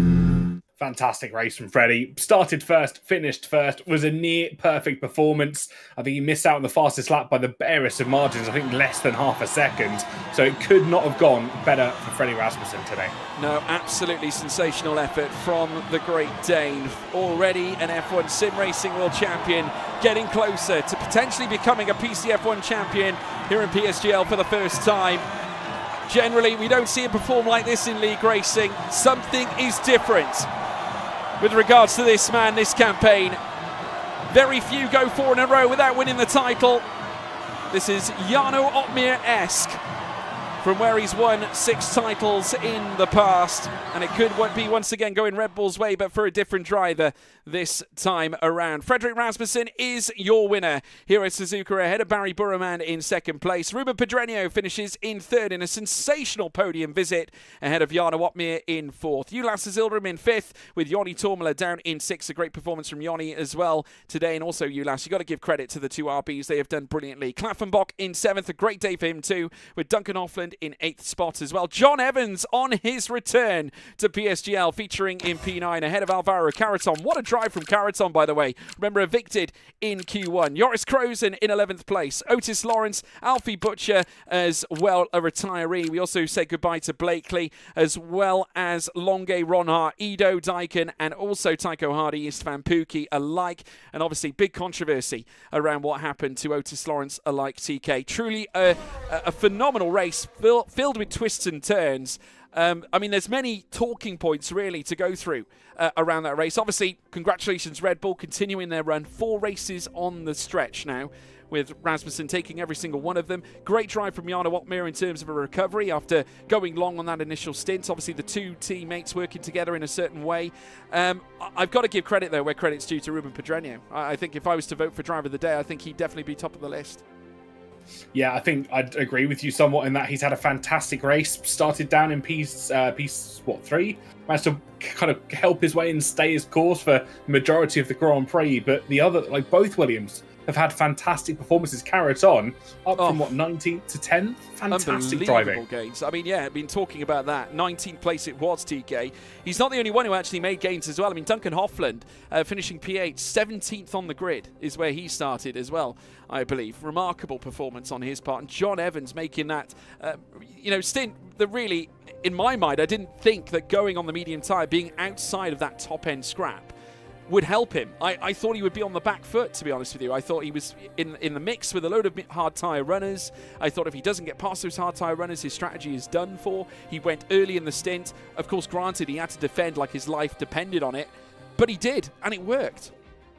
Absolutely, and I think maybe some of the carnage and the chaos that really kind of worked its way through that race. Might be some penalties. Yeah, there might be some. There was that moment with Alfie Butcher, and I'm not sure who really was the instigator behind that, but there was definitely a little bit of movement there that might yet implicate, of course, John Evans later on when the stewards come a call in, but we'll wait and see. Obviously, the big incident that we want to talk about, Tom, is the one between Otis and Thomas Ronhart. I mean, my goodness, talk about controversial. What was your take from it? Well, I was watching from a camera down at turn 1, so I kind of was watching them head towards what we were seeing. I'm not quite sure what we were seeing on the broadcast. I was hoping it was something similar, but from my eyes, it looked like Otis was right against the pit wall, went for a send to the inside to try and get that move made. And it was Ronhart that kind of tried to close the door against that pit wall. And actually, what happened, the pit entry, or the pit exit rather, came to them a little bit quicker than they were expecting. And as he continues to close that door, that rear right tyre of Lawrence has just clipped the pit wall. Yeah, I mean, that is just simply it. I mean, again, you've got to leave space as well, though, haven't you, Tom, at the end of the day? I mean, that is another factor as well that we've got to remember. But, I mean, that's going to be one for the stewards to divulge. Obviously, I can imagine if you're either party, we know how tough that it's been for Thomas Ronhart as of late. Of course, we were going to do an interview piece with him at the start of the season, and he came up to me and said, listen, George, with all due respect, I'd love to do it, but I'm fully focused tonight. And that was back at Brazil, where, again, he had other problems with screen freezes and things like that. And again, this is only going to exacerbate the situation for him, because this is a driver that should be competing for titles here at this point, and he's out of the equation here at the moment for the F1 Sim Racing or for the PSGL PCF1 title anyway. Obviously with Otis, slightly different story, but obviously misfortune still playing a prevalent role. He's got the pace, it's just something's amiss in terms of race trim, Tom. Yeah, it's something that they haven't quite figured out. Obviously, we've come here week in, week out and praised their qualifying performance, and rightly so. They have been quite possibly some of the best cars on that grid as they've worked their way through qualifying in the single-timed runs. But obviously, we've seen those mistakes creep in a little bit more, kind of race after race after race. Obviously, we saw the Netherlands, the pit issues. We've then seen issues here at Japan where it just hasn't gone their way. I think they've been so focused on starting at the front, they haven't necessarily taken that step back and gone, what do we need to do to maintain being at the front? No, that's, absolutely spot on. I don't think we're going to get an interview with any of our drivers today. Obviously, as you all know, Freddie Rasmussen, a man of few words generally. So I can't imagine we're going to get a chance to speak to him at any point. But I have to tell you, I mean, where does this run end, TK? I mean, that's 4 wins in a row now. It all started at Texas for him. Dare we say, he was a DNF, he was a retiree at Brazil. How the turntables, you know what I mean? We go from retirement at Brazil to now all of a sudden frequent race winner now. And the only time he scored points is when he's actually won races. Yeah, and what a turnaround it's been. I don't think he could have asked for a better kind of turnaround within the season itself. Maybe Alpine need to have a little look at Red Bull's notes and see what they're doing in the race. Maybe. I mean, their season has been all about turnarounds, is it not? I mean, we look at some of the strategies Jarno's pulled off. Generally has put himself on the back foot in the initial stint, but really for him it's been all about the final stint. Moving on to a different tyre set, going quick towards the bitter end, plumbing for those medium tyres. And I have to tell you, it did work to a degree. Had he had perhaps another 1, maybe 2 laps there was definitely a podium on the table there. And considering we saw Barry drop off like he did in the closing stages, the pace was not really there on those tyres towards the bitter end. No, not at all. And I think that's where we started to reach those upper extremities of what the hard tyre is really able to produce in terms of good racecraft. Obviously, the front three at the end were all on the same age tyres. So it wasn't a case of this tyre's just better. It's potentially how the drivers have looked after maybe the setup as well in terms of tyre pressures. But we've seen Jarno drive and we know that he loves that. I don't want to call it a comeback story because it's not a comeback story, but he loves that aggressive driving style where he's constantly putting pressure on those in front of them and waiting for the mistakes to happen. And one trend we have noticed as well, TK, over the few years that we have seen PSGL, of course, it's been many years, folks, now, hasn't it? Obviously, we started back in 2021 with PCF1. Jarno Opmeer has never really won a title coming straight out of the blocks. Of course, it has, maybe happened once or twice. Generally, it's all been Barry Burman winning races at the start of a season, and then Jarno kicks into gear maybe halfway through to the end. So I don't think we've seen the best of him yet. And judging from prior form that we have seen in the past, we probably won't see him at his outright best until we get into the second half of the campaign. And that is where, things could somewhat change. Yeah, I think you're 100% right in what you're saying. And if we look at the calendar and how it all kind of lines up for season 40, it's going to be one that our drivers really have to not necessarily get themselves involved with. But obviously we've got China next week, which could be a bit of a here, there and everywhere. But mark my words, come Belgium, I reckon we're going to see classic Opmeer return.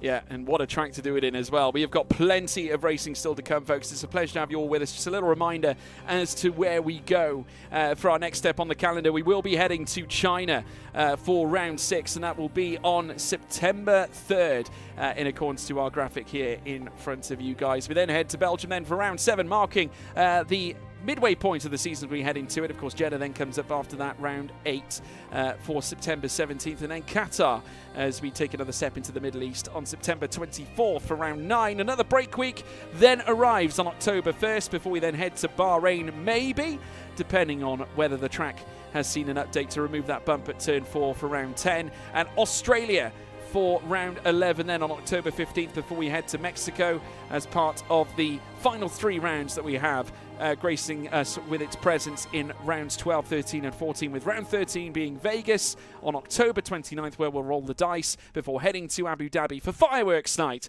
where fireworks will surely be created on November 5th, for round 14, where we'll hope to crown a champion on that night, but something tells me we could yet find it before then, folks. But it has been an outright pleasure. It has been a phenomenal experience broadcasting to you once again, folks, and we hope you all enjoyed the show. As always, we will be back, of course, next week once again, this time at China. Of course, it'll be at the same place Wednesday at 7 p.m. You can watch us on Twitch, YouTube, and of course TikTok as well. If you want to check out Premier Sim Gaming Leagues, or PSGL as you know it, please do so at Premier Sim GL on Twitter, Instagram, and of course TikTok. And if you want to check us out as well, myself, George Morgan, and Tom Knight as well alongside me, TK, where can they find you, sir? They can find me on every single social media. It's just out they call me TK.